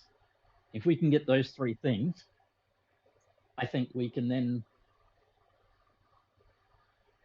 have plans to go further. Very well, then I would hope that we get on this plan immediately.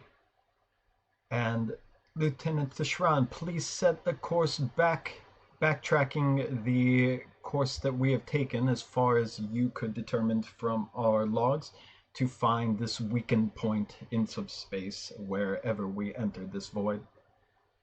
Lieutenant... Out of character, we did leave probes for breadcrumbs so that we could...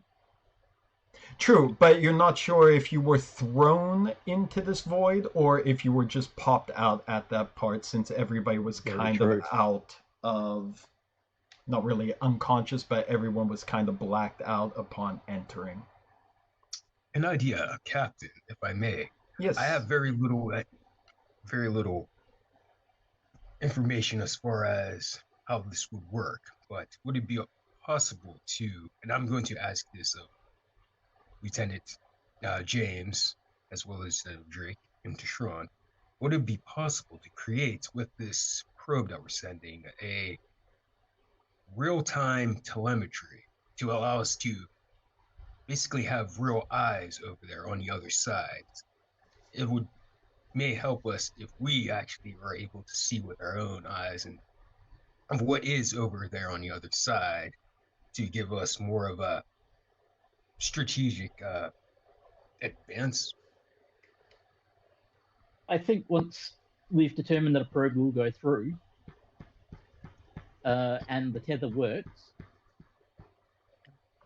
then when we set up another probe with buzzard collector and everything like that, we can put a range of sensors on it, potentially.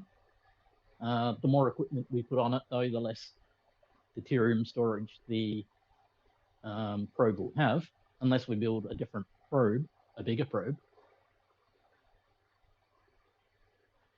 Then again, if it's tethered and the tether works, we don't necessarily need a tank on that side, just a way to extract it, send it through the tether directly to us, into our tanks.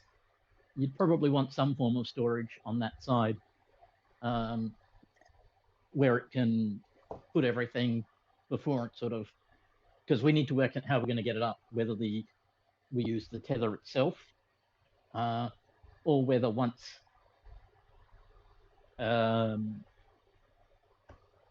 we've got the probe on the other side, whether we can use the tether to perhaps get some form of transporter lock down the tether somehow. That would need a bit of thinking about how to get a transporter lock down a tether of some sort, but Well, I guess we can cross that bridge when we get there. First things first is trying to punch through that hole. I think so, and to see whether a tether will even work. If it doesn't, then the second probe is a moot point. Then we need to work straight away on how do we get out of here. Very At least well. I think so. Let's get on this immediately. We have apparently a very limited amount of power to use for all of this, so the longer we take, the less we have.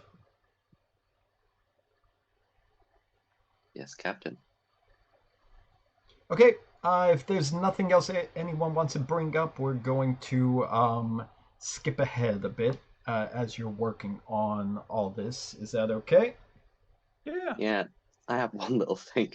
Sure. I love the thought of Thadagia being sat there like, yeah, so Drake, Deshran, and James, what do you think?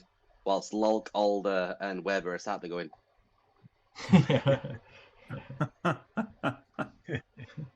blanking them. Well, originally, Adagia sort of said, "Oh, you guys," and didn't say me, and I was like, Yeah, he said Theshran and Drake, and then he looks over and like, and James. yeah. At least you got acknowledged in the end. Yeah. Commander's just sat there seething in Klingon anger. Yeah, Locke speaks up like, actually, I think, like, I believe I said Drake, Theshran, and James.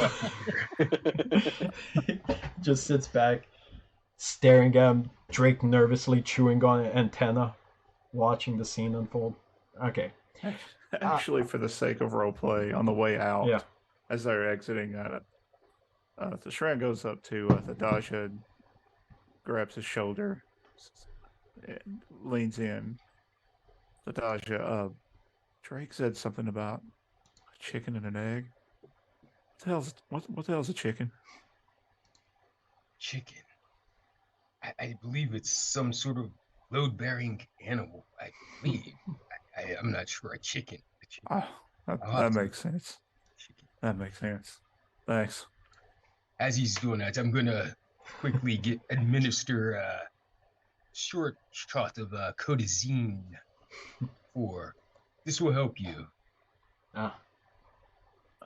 Thank you. I appreciate it. Do Just, you have your fake antenna back on? Yes. Okay, yeah, okay. Yeah, it's Okay. reattached. Okay. My balance is much better. All right, we're going to lose one momentum as we're fast forwarding to scene change. James will be working on getting the probe ready. So the probe itself, to try to get, I assume you're making like the shield modifications for it to be able to punch through without actually firing any isolitic weapons and Correct. yeah, okay. So for that to make a modification on a probe of that sort, it's going to need some extra oomph in the engines as well, probably. So it's going to be difficulty of 3. Okay. Complication range of 2. I would normally ask at this point Lieutenant Weber to help me. Mm-hmm. However, we are Weberless. We are. So would anyone else like to volunteer to assist?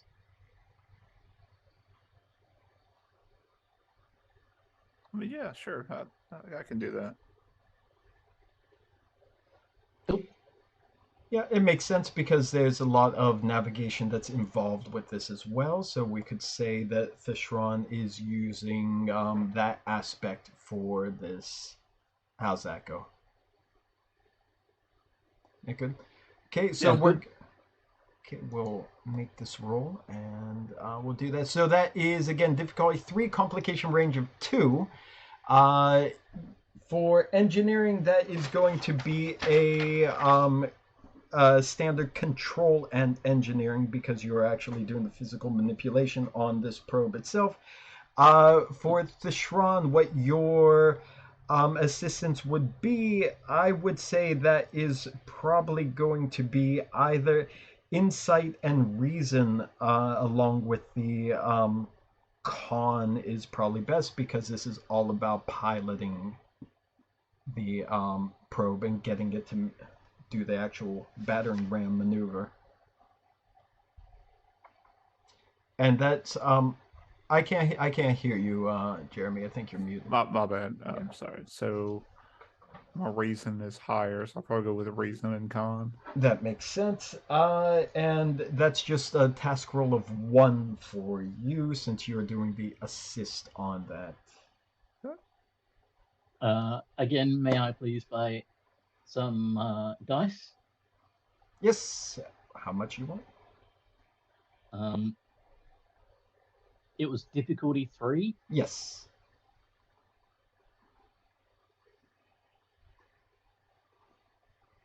I'd probably want to buy 2 again, if that's okay with everyone. Yeah. Okay, so that's 3 momentum. Okay. 3 momentum. There you go. Now, just to make sure I've got this right, complication range 2, task roll 4. Would astronautical engineering be a appropriate focus? What astronautical engineering? Yes. Go engineering for what you're doing with making the battering ram. I don't think in this case it is because it's more of like how the shields are being adapted to make this thing kind of a battering ram, since this first one is basically just trying to punch through.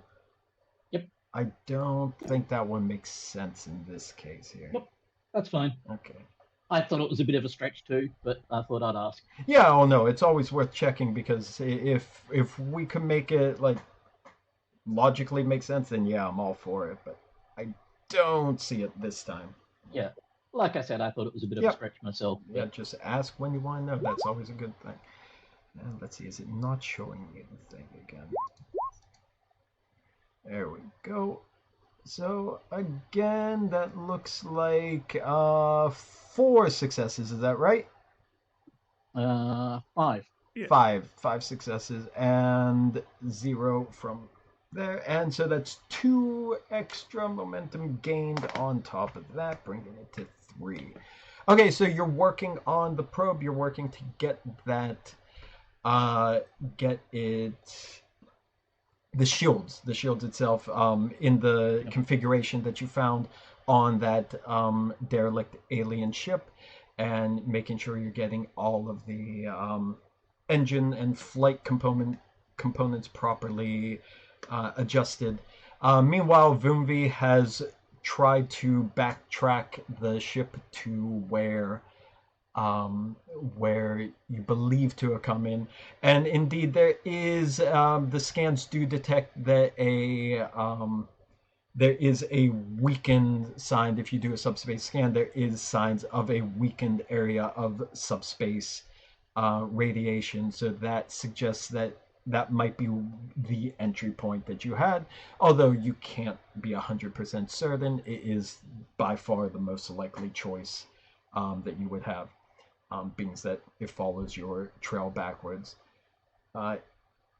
All the while, as you went back and you backtracked to this point, and while this was going on, Drake, while you're there on the bridge, you also are well aware that as soon as you reverse course and start heading to the place where you came back, the alien vessel had also stopped backing away and it started following the entire time, again maintaining the exact distance as best as possible. So it has been always at the very, very edge of the sensor readings the whole time, watching you.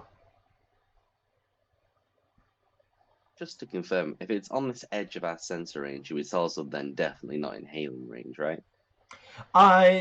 It could be if you were to extend the communicators, but it's not like the very clear, easily direct communications. You could attempt, but all attempts, we'll say all attempts to send hails up until that point that the captain would have done have gone unanswered, either unheard or just ignored.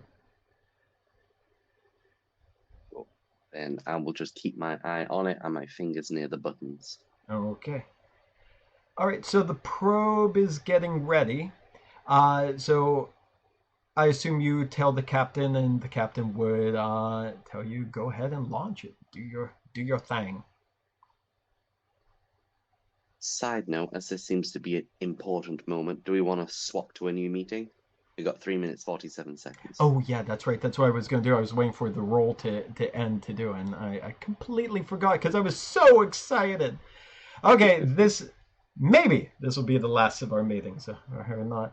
But okay, everybody, take a deep breath. This is for real. This is happening. All right, taking another annoying break. Here we go. Actually, just a quick question. Yeah. They were close enough to scan our deuterium. Mm-hmm. Are we close enough to scan theirs? Now that you're returning your power back to your sensors, you would be able to put more power into it and try to make a much more detailed scan. Yes, you would be able to. Well, I might suggest that if it hasn't already been thought of, to Lieutenant Weber to perhaps give a go. Well, since nobody noticed Weber standing there in the background all this time that we were doing this, the captain will just turn around, do a double take, and like, Weber, that ship is still following us. Since they seem to be interested in our deuterium, perhaps we should return the favor before we start this little probe mission here. Can you see if their vessel also is wanting for deuterium?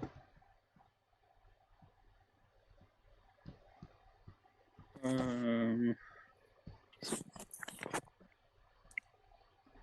be perfectly honest, I just had to open the door for my dog to get out, so I missed another 30 seconds. That's in character, correct? Yes. Weber shows up on bridge with his dog there. Yeah. What's a dog? That might be one of the chickens he was just talking about. Okay. Okay, well, we'll get to that scan in a second because we're firing the probe anyhow, so that would give Weber time to get his dog in. Okay, so the probe, you fire out the probe, and with the modifications, you fire at the weak point in the subspace field in front of you.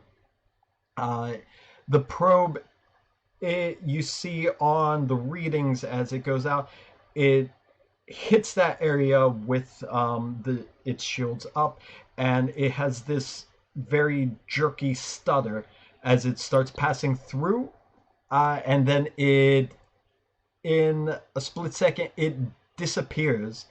And the moment it disappears, immediately, Drake, you start getting readings of the tether just disconnecting entirely and snapping back through space. So it went through something, but the tether did not make it with it.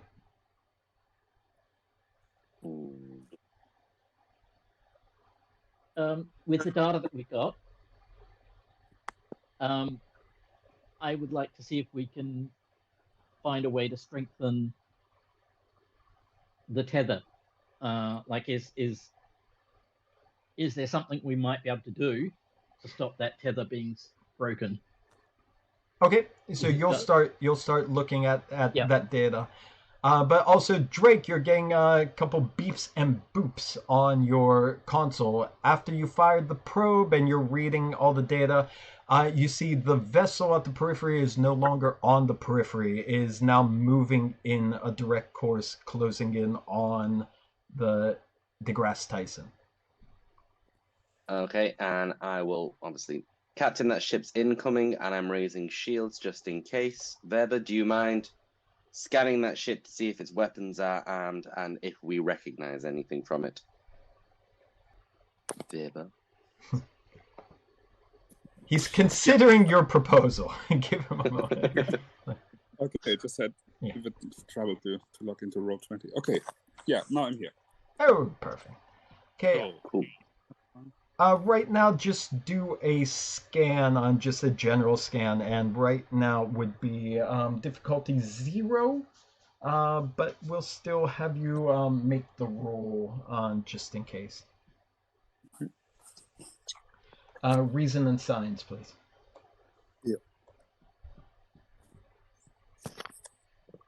now all I need to do is open my character sheet, which I cannot. It's very important to have your Yeah. character sheet open at all times, except when it's closed. Here we are. Okay, so reason and signs, right? Yes, again, it's your regular, this one with a, complication range of 2, otherwise, usual task roll 2, that kind of stuff. And also, somebody roll for DeGrasse Tyson 2 with the sensors. I believe that's successfully. Did you roll 1 die or 2 dice? I thought I wrote 2. I thought I only just saw 1 there. Yeah. So just 1 more. Oh. 19. Oh my god. Okay, so that is a complication there. Okay. What needed to be rolled with the DeGrasse Tyson? What's that? What needed to be rolled with the DeGrasse Tyson? Oh, it was senses and science, and I rolled. Oh, yeah. you got okay. He got. Yeah. That's not actually a 19. That's 2 rolls. Oh, A roll of 11 and I a see. roll of 8. I see. I thought you were just gonna roll the 1 extra die because you rolled the 6, so you just needed to roll 1 more die. Yeah, I thought I'd do it all over again. Okay, I see. Okay. In that case, then yeah, we're just going with the second roll there, which I believe both of them would be successes then in that case. So that is 2 momentum going up. Scanning in immediately, you see the other ship. You have a clear view of it now that it is well within your sensors range because it's moving in quickly. It is. Let me make sure I didn't just ruin that. Okay, it is the clear thing you see is the shields of that ship are up, and the weapons are powered up on that ship as it's coming in. Oh, just a question. You probably already said so, but I was not entirely awake yet. Is it the same type of ship that we discovered in the you didn't know until now because it was staying so far away, but as it's coming in, no, it appears to be a different type of ship. Is it a ship you know? No, it is unknown. You see on the screen as it's coming in, it's unknown. But one other thing happens, Lieutenant Weber. You also notice as your kind of focus on this. Well, first, I want to ask you if there's any other thing you're trying to pull from the sensors real quick before anything else happens here, because I want to interrupt your sensors roll real quick. But no, this is something. This is not a known vessel. Yeah. Maybe the size compared to ours. Yeah, look, just looking at there, it's not too different from yours size-wise. It might be a little physically bigger, but it's basically comparable. Weapon strength and deuterium levels, maybe. You want to do that? Yeah. Okay. That's going to need that's going to be using momentum for obtain information each. You do have one free one because you're using sensors, and you're the science officer. So you get that. Which do you want to use that on?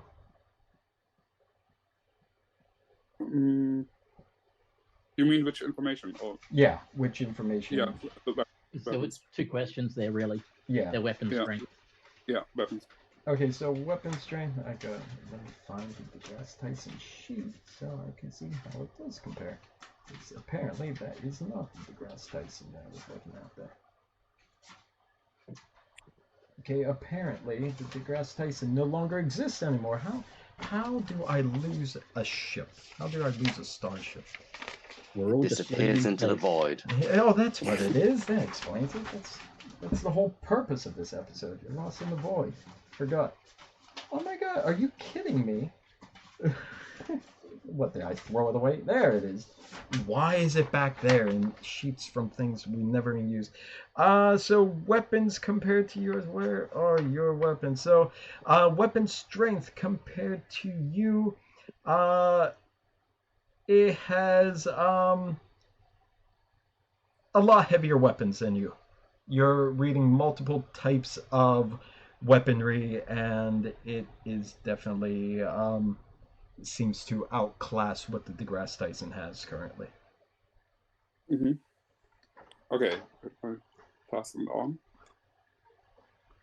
And then maybe one more momentum for the deuterium reserves.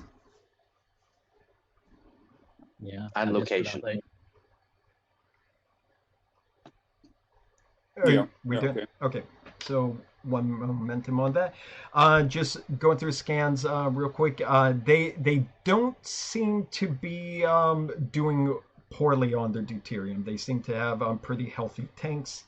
And as for location, yeah, it would be in like the rear engineering section. Like you would find where that is. But you could also tell that their deuterium section, it also appears to be shielded. The other thing, though, Weber, as you're going through all this information, you're sending it to all the consoles, tactical, commander, all that. You also notice out the corner of your eye something a little different, beeping on the console that you had set personally, something different. You are getting on a private channel your own personal subroutine you set up, that your sensors inside the Bajoran shrine that you made have gone off, that something set them off within the last few moments. Oh, okay.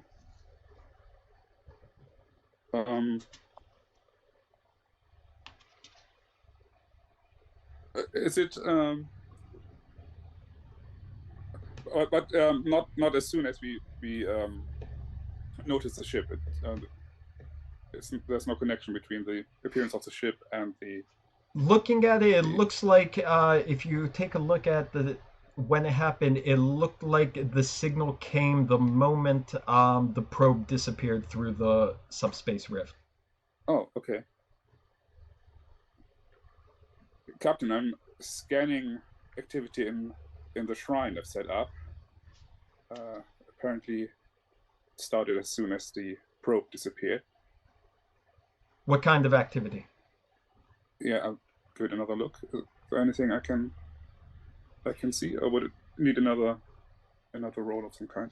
You won't need a roll of that. We'll just say that the sensor just showed just a spike of energy inside the shrine. Mm-hmm. Nothing specific I could make out from here.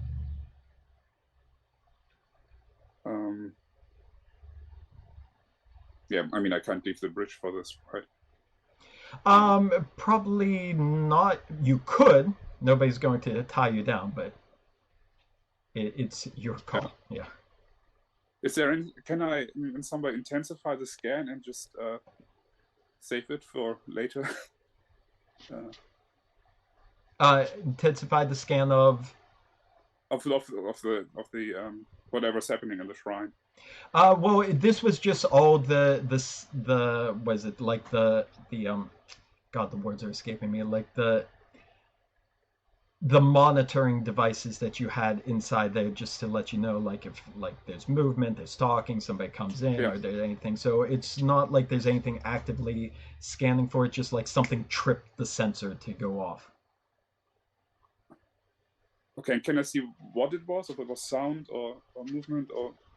You can start to do that, but Drake, before that can happen, you see that the ship is coming in and the weapons are powered up and it's about to go down. So just before it goes down, I contact James in engineering and say, this ship looks stronger than we are. We might want to be able to jump through the hole ourselves if we can't take them. So can you please start to prepare for us to make that jump? I start working on the shields. I run over to one of the consoles and I'm just like, oh, fingers going nuts. Okay, we're going to start into technically a starship combat round here then. So the deGrasse Tyson, you know the ship is coming in. Right now it's currently at long range, but it's coming in, it's closing in fast. So each of you, there's 5 of you, so you will have 5 actions. So it depends who is doing what and what you are doing. And also remember that a lot of stuff here is, a lot of stuff you can do here requires energy, and your energy is not going to replenish.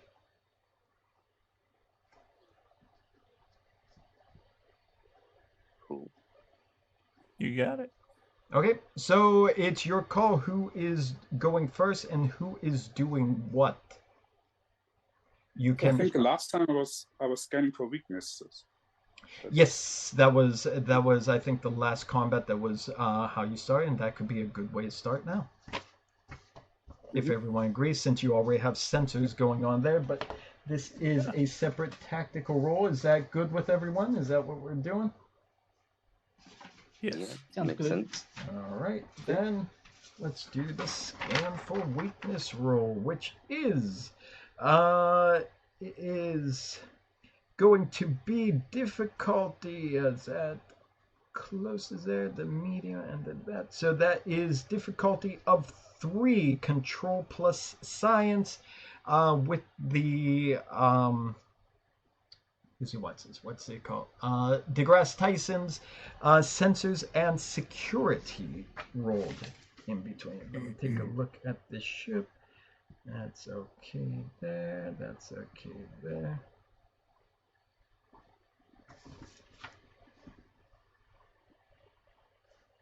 Okay, I'll give it one more try on roll 20. Okay. There's nothing else you're doing. You're just doing a standard roll. Mhm. Okay. So sorry, it was what was insight and science? Oh, it was It's control and science. control and science. Okay. Okay.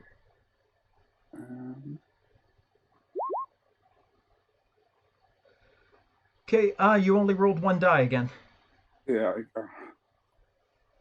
No.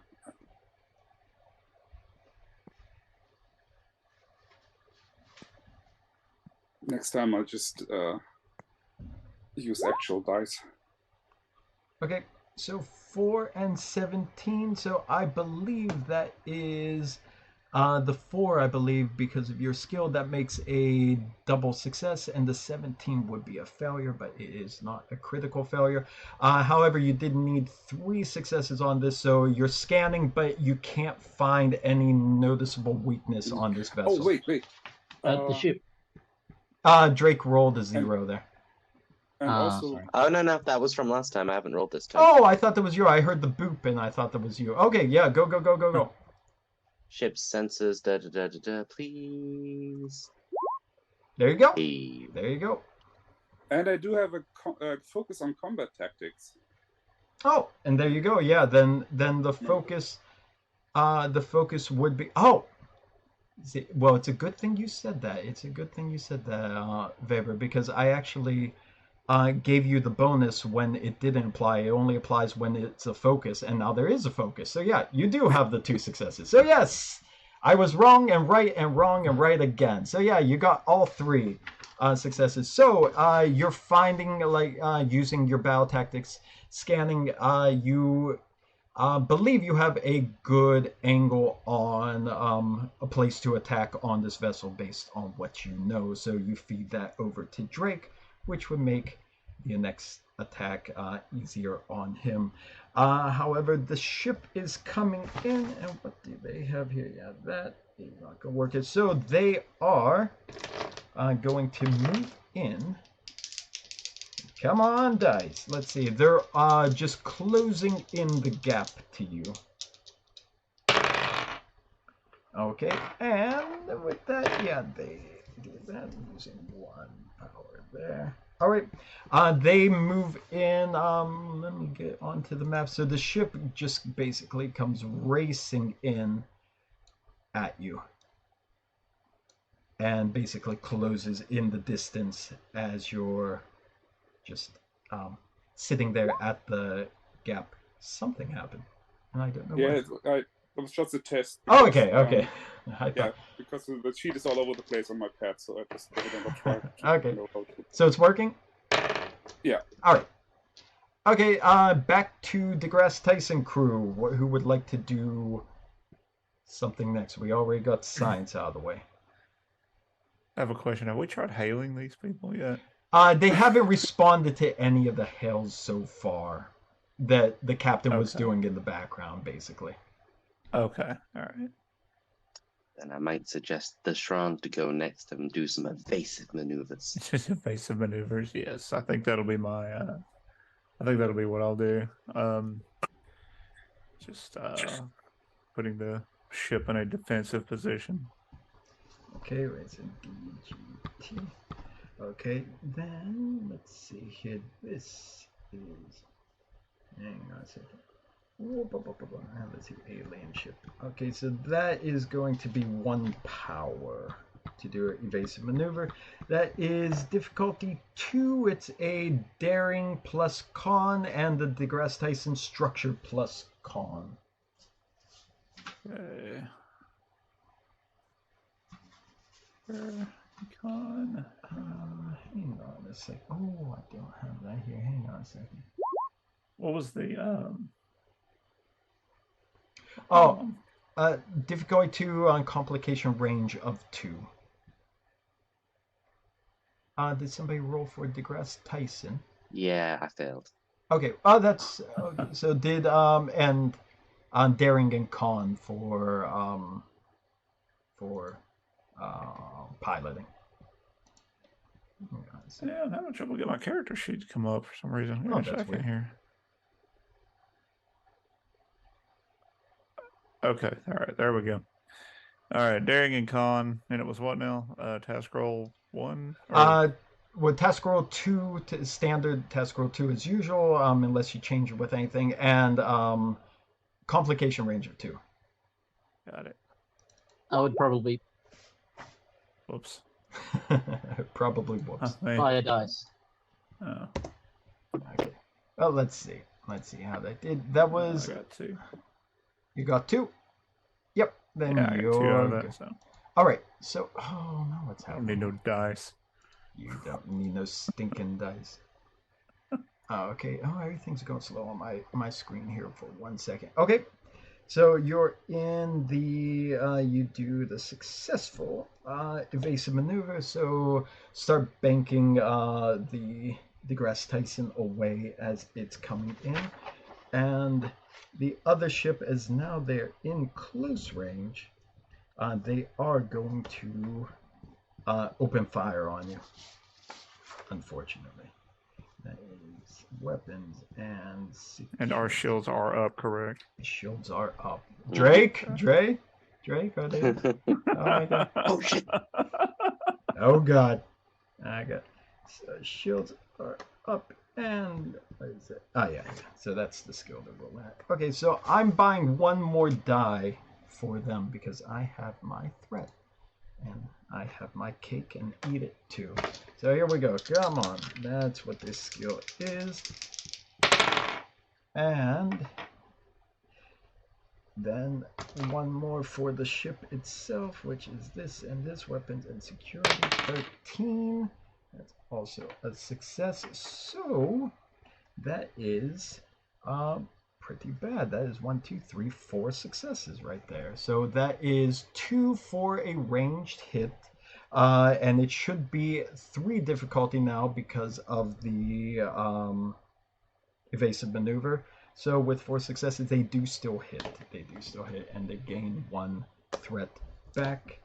And that is, they hit you with some type of energy weapon. And how many dice? 1, 2, 3. So hang on. It's been a long time since I had to roll dice. Yeah, we're good. All right, let's see what happens. What happens here? So blast comes in. Oh, perfect. We'll have the meeting end and nobody knows what happens.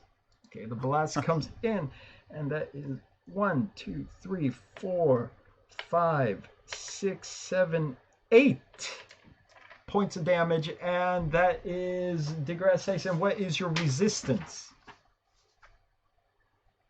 Oh crap, where's that gone? 3. Resistance of 3, so that makes it 5 points of damage, which is still enough for a breach. Hang on, so that is 1 breach, and roll. Who would like to roll? Julian, can you roll a regular d20 to see where the breach is? Mm-hmm. Can you do that for us?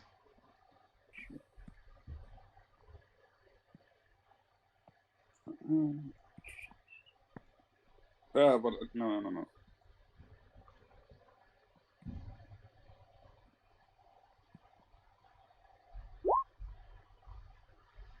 It still doesn't show on my screen. Dang it. 6. 6, yeah. 6. It's still not showing on my screen. Let me see if I could get rid. There we go. Jesus. 6 is engines. 6 is a breach in engines. Okay, so that's unfortunate. So breach in engines. So it's going to need engines. It's going to need a simple task just to get the engines back online. But you are they're not damaged yet. So it's just 1 breach in engines. Okay, but the other thing, Drake, as the blast hits the ship, you see lots of little sparkly energies going all over. With the breach, you see the explosions, styrofoam rocks flying across the bridge, some people falling out of their chairs, the ship is shuddering. But the little sparklies of energy are the 3 effects on here. You notice that this weapon is a subnucleonic beam, and it just sapped 3 points of power off of the engines, taking you down to -4 total from where you started. So what is the power on the deGrasse Tyson, if I can find it on this sheet, which I can't apparently? Max 9. 9. So you're down to 5 power currently. Shit. It's back to the deGrasse Tyson's turn. Do we want to fire back, or do we want to run? Seeing as how hard they hit us, running may be an option. Given our engines just got hit, is running even an option? Oh, that's right. They broke our ankle and we ain't going nowhere. No, the engines aren't damaged. They just took the breach. You need 2 breaches for them to be damaged. Right now, it's the state called impacted. So it increases difficulty of using maneuvers for engines. And you need to basically spend a free action to get the system back up and running before you do anything. So technically, it's not really much. But how much time do we have on this? 6 minutes, 25 seconds. Okay, so they're still working, so it's just making it a little bit trickier right now. But if they get 1 more breach on the engines, then you're going to be in bigger trouble.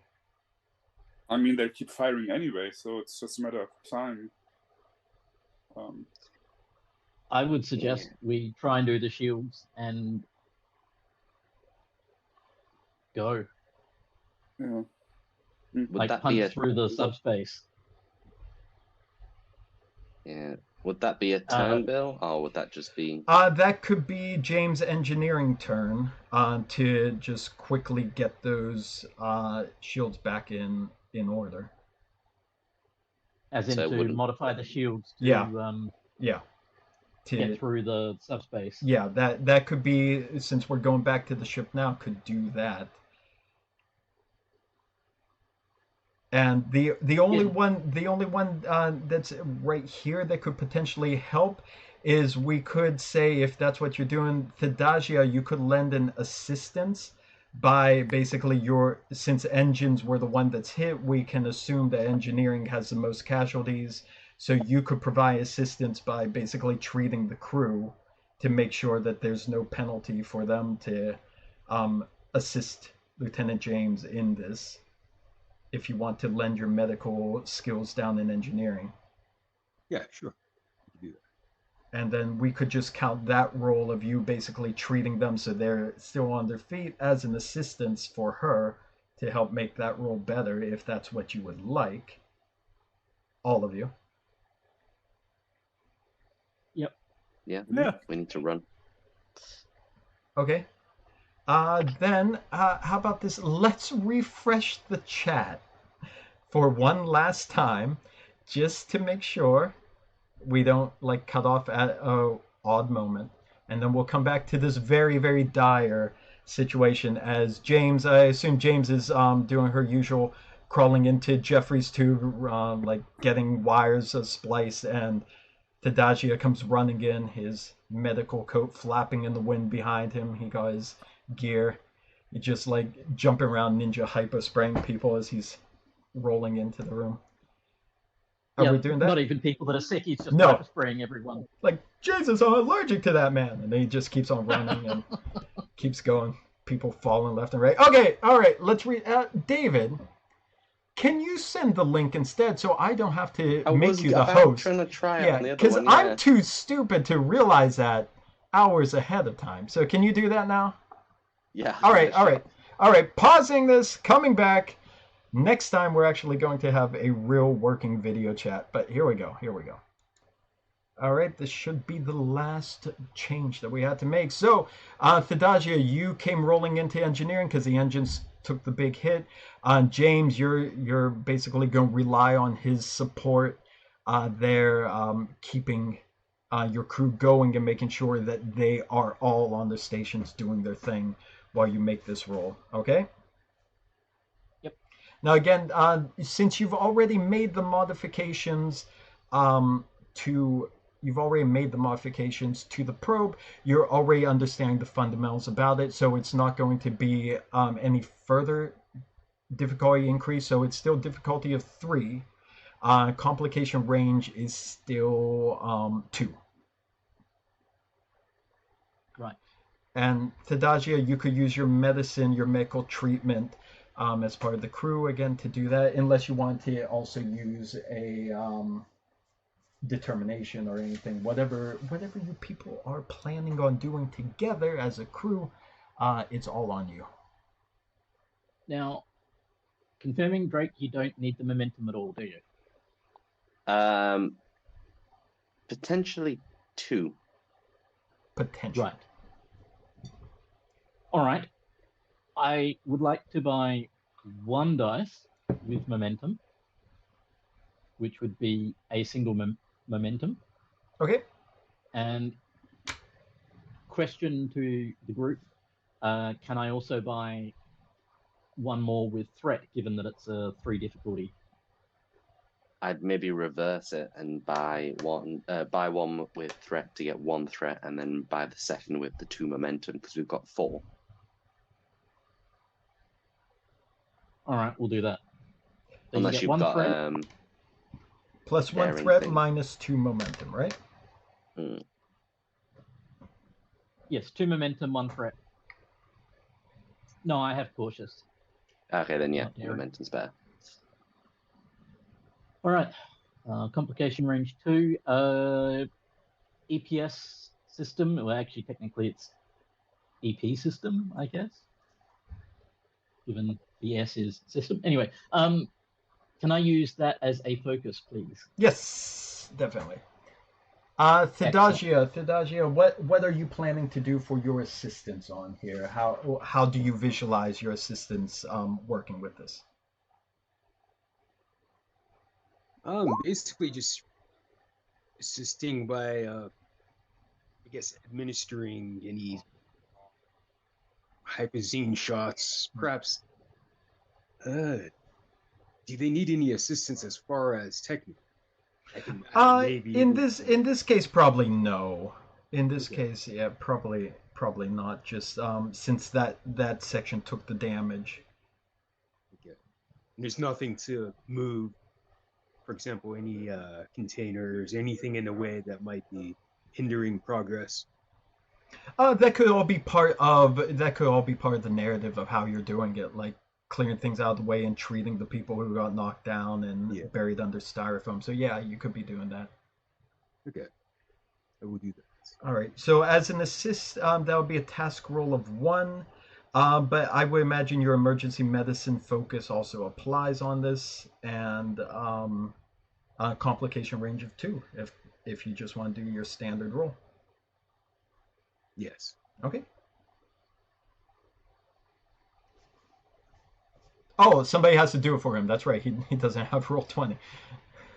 Forgot. I can do that 1 second. You'll have to repeat what it was. He's just treating, so control and medicine. Or even daring a medicine if he wants to be an action star. Task roll 1, complication 2. What's it going to be, Thadagia? You want to do daring a medicine? Daring sounds, yeah. Yeah. Try that. Jumps in, things exploding, he's hopping over it, he's treating people, he's moving styrofoam, he's picking people up. Focus is on because it's emergency medication. Yep. Or medicine.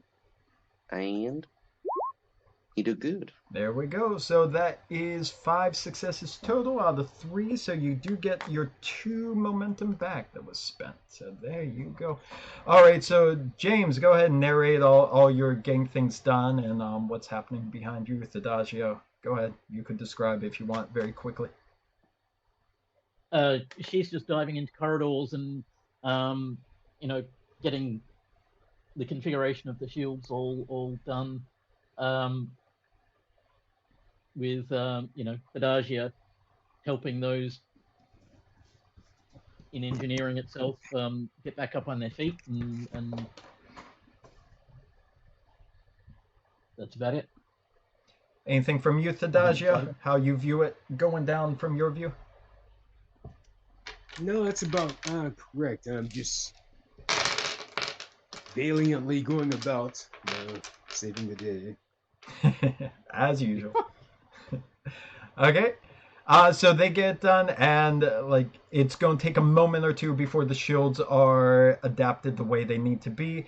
Meanwhile, that alien vessel is coming around and trying to make a separate attack with a phaser system instead, it seems. So it's firing that, but it's going to be extra difficulty because they've already fired once this turn.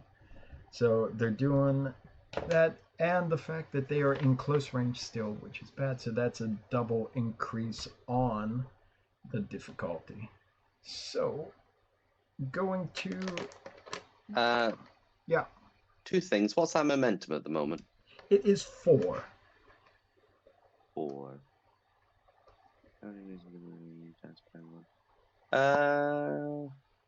Just to make it more difficult for them, could we create a problem? Oh yeah, momentum. That could be done as a person's action, as a person's thing. That typically right now, since we're in like a segmented action thing, but yeah, you could technically, that is something you could do. So keep that in mind. But I think you already have your plan for next time. Yeah, I've got my plan. Yeah. All right, I am buying 1 extra die. my roll, the last attack, I got a 2, a 7, and a 9 last time. That is good for me. I never roll good, and of course it's at a time where you people shouldn't be dying, but still, I'm proud of that. Like in my almost, 25 plus years of role playing, I never rolled that good on a single roll in my life. Well, there's no critical successes. This time 2 successes, but they would need 4 because of all the problems. So, some phasers come firing and like widely going off of you as basically Thishran is still trying to maneuver the ship out of the way of fire. They didn't get a good angle on you. But we switch back to DeGrasse Tyson side, and I think, Drake, you are the last one, and you had your plan ready to go. Yeah, just as a side note, what weapons were they using before? Nuclear? It was a subnucleonic beam. Subnuclear beam. And what effect would that have had? Just It has dampening effects as well as packing a punch. So it drains energy as well as dealing damage. Cool. That makes more sense. Okay, then in that case, yeah. So with James having modulated the shield to allow us to punch through the weakness in subspace, I am going to use my value responsible for the life around you, being the life of everybody on the ship, given that this enemy ship is way more powerful than we are with a massive variety of weapons, and we're running low on power as it is, that I am going to really annoy our pilot and steal the con system from him over to tactical, overriding his priority, and try and push us through the subspace weakness to get us out of here for the time being. Okay. Well then, Thishran, you see suddenly your controls go dead as they get rerouted to another system. You see the displays on you showing that currently they're rerouted through tactical. And before you know what's going on, maybe you glance back behind you and see a very focused or possibly panicked look on Drake's face as he's gripping his tactical console. And the ship banks and just rockets forward at a higher impulse speed, going straight for that zone and hoping that James was able to do the correct calculations on the shields. And the ship is rocking. Go ahead, everyone. It's the rocking time. It's the shimming time. Come on, we're on Star Trek. Okay, rocking, and there's that stuttering like you saw with the probe, and then suddenly you are thrown through to the other side. The ship is... You feel the G-forces, so all of you are like kind of getting sucked back into your chair. Those of you standing engineering, you have to grab onto one of the convenient handrails to make sure you're not thrown to the ground. And when the ship finally slows down and the inertial dampers catch up again, Captain Savick calls out, "Status." Looking at your consoles, like the ship didn't get all damaged and crazy like the first time when you went through. But one thing is immediate. Lieutenant Weber, you're looking at your controls and seeing all the sensor readings pouring in. You're getting the same thing. Wherever you are now, you're not detecting stars, you're not detecting deuterium, you're not detecting anything, certainly not a comet. You are in another open pocket of dead space as far as you could tell. Quick side glance to the readings on the shrine. Looking at shrine, and again it looked like when you went through there was a spike of energy registered inside there, some kind of activity, some kind of motion. So you do sense that something did get triggered at the moment that you went through. Mm-hmm. But the first time it happened when the other ship appeared. No, it was when the probe went through. When the probe went through. Oh, okay. Okay.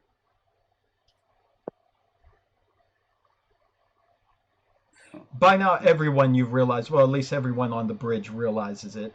Everyone, engineering, you would have to go to a station to realize that you are not out of the space that you're in. You are in a different area of it, or possibly a different similar type of space as it was before. It'd probably be not obvious, but our deuterium wouldn't be refilling, so there'd be that hint for us as well down in engineering. Yeah, if you're looking over at the readings, you see that the what, how do you pronounce it? Is it the Bussard collectors? I hear it pronounced 3 different ways daily. I'm going with Bussard. I'm going with Bussard. I'm gonna say that. Yeah, how Bussard. So they are not pulling in deuterium as they would normally. So yeah, it would be clear from there. And just for the sake of doing things, because I think I like where it is now. Just for the sake of doing that, I will. Let's see.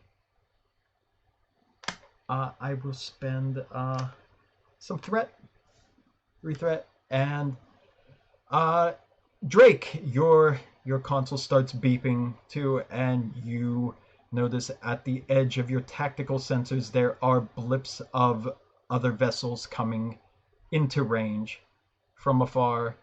Lieutenant Weber, you're also seeing that scans are coming in like immediately of them, and they're all targeting your deuterium tanks on the ship. And as this information gets relayed to the captain, we are going to stop the episode here, as there's a grim look on her face, and there's not enough time to really follow up with what I want to do next. So that is the end of the episode, not the session. The episode is ending here with everyone in a little bit of a concern, but you have not escaped this region. So quickly, let's say our goodbyes and everything. Let's close out the episode. Let me stop the recording, and then I have a little bit of chatting to do with everyone. So thank you everyone for watching, which are the 5 people who are in this room with me.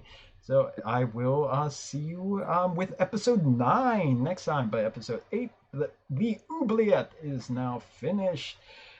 Thank you. See you. Good luck. Enjoy. Good luck to you people. Good luck, and see you next time. Goodbye.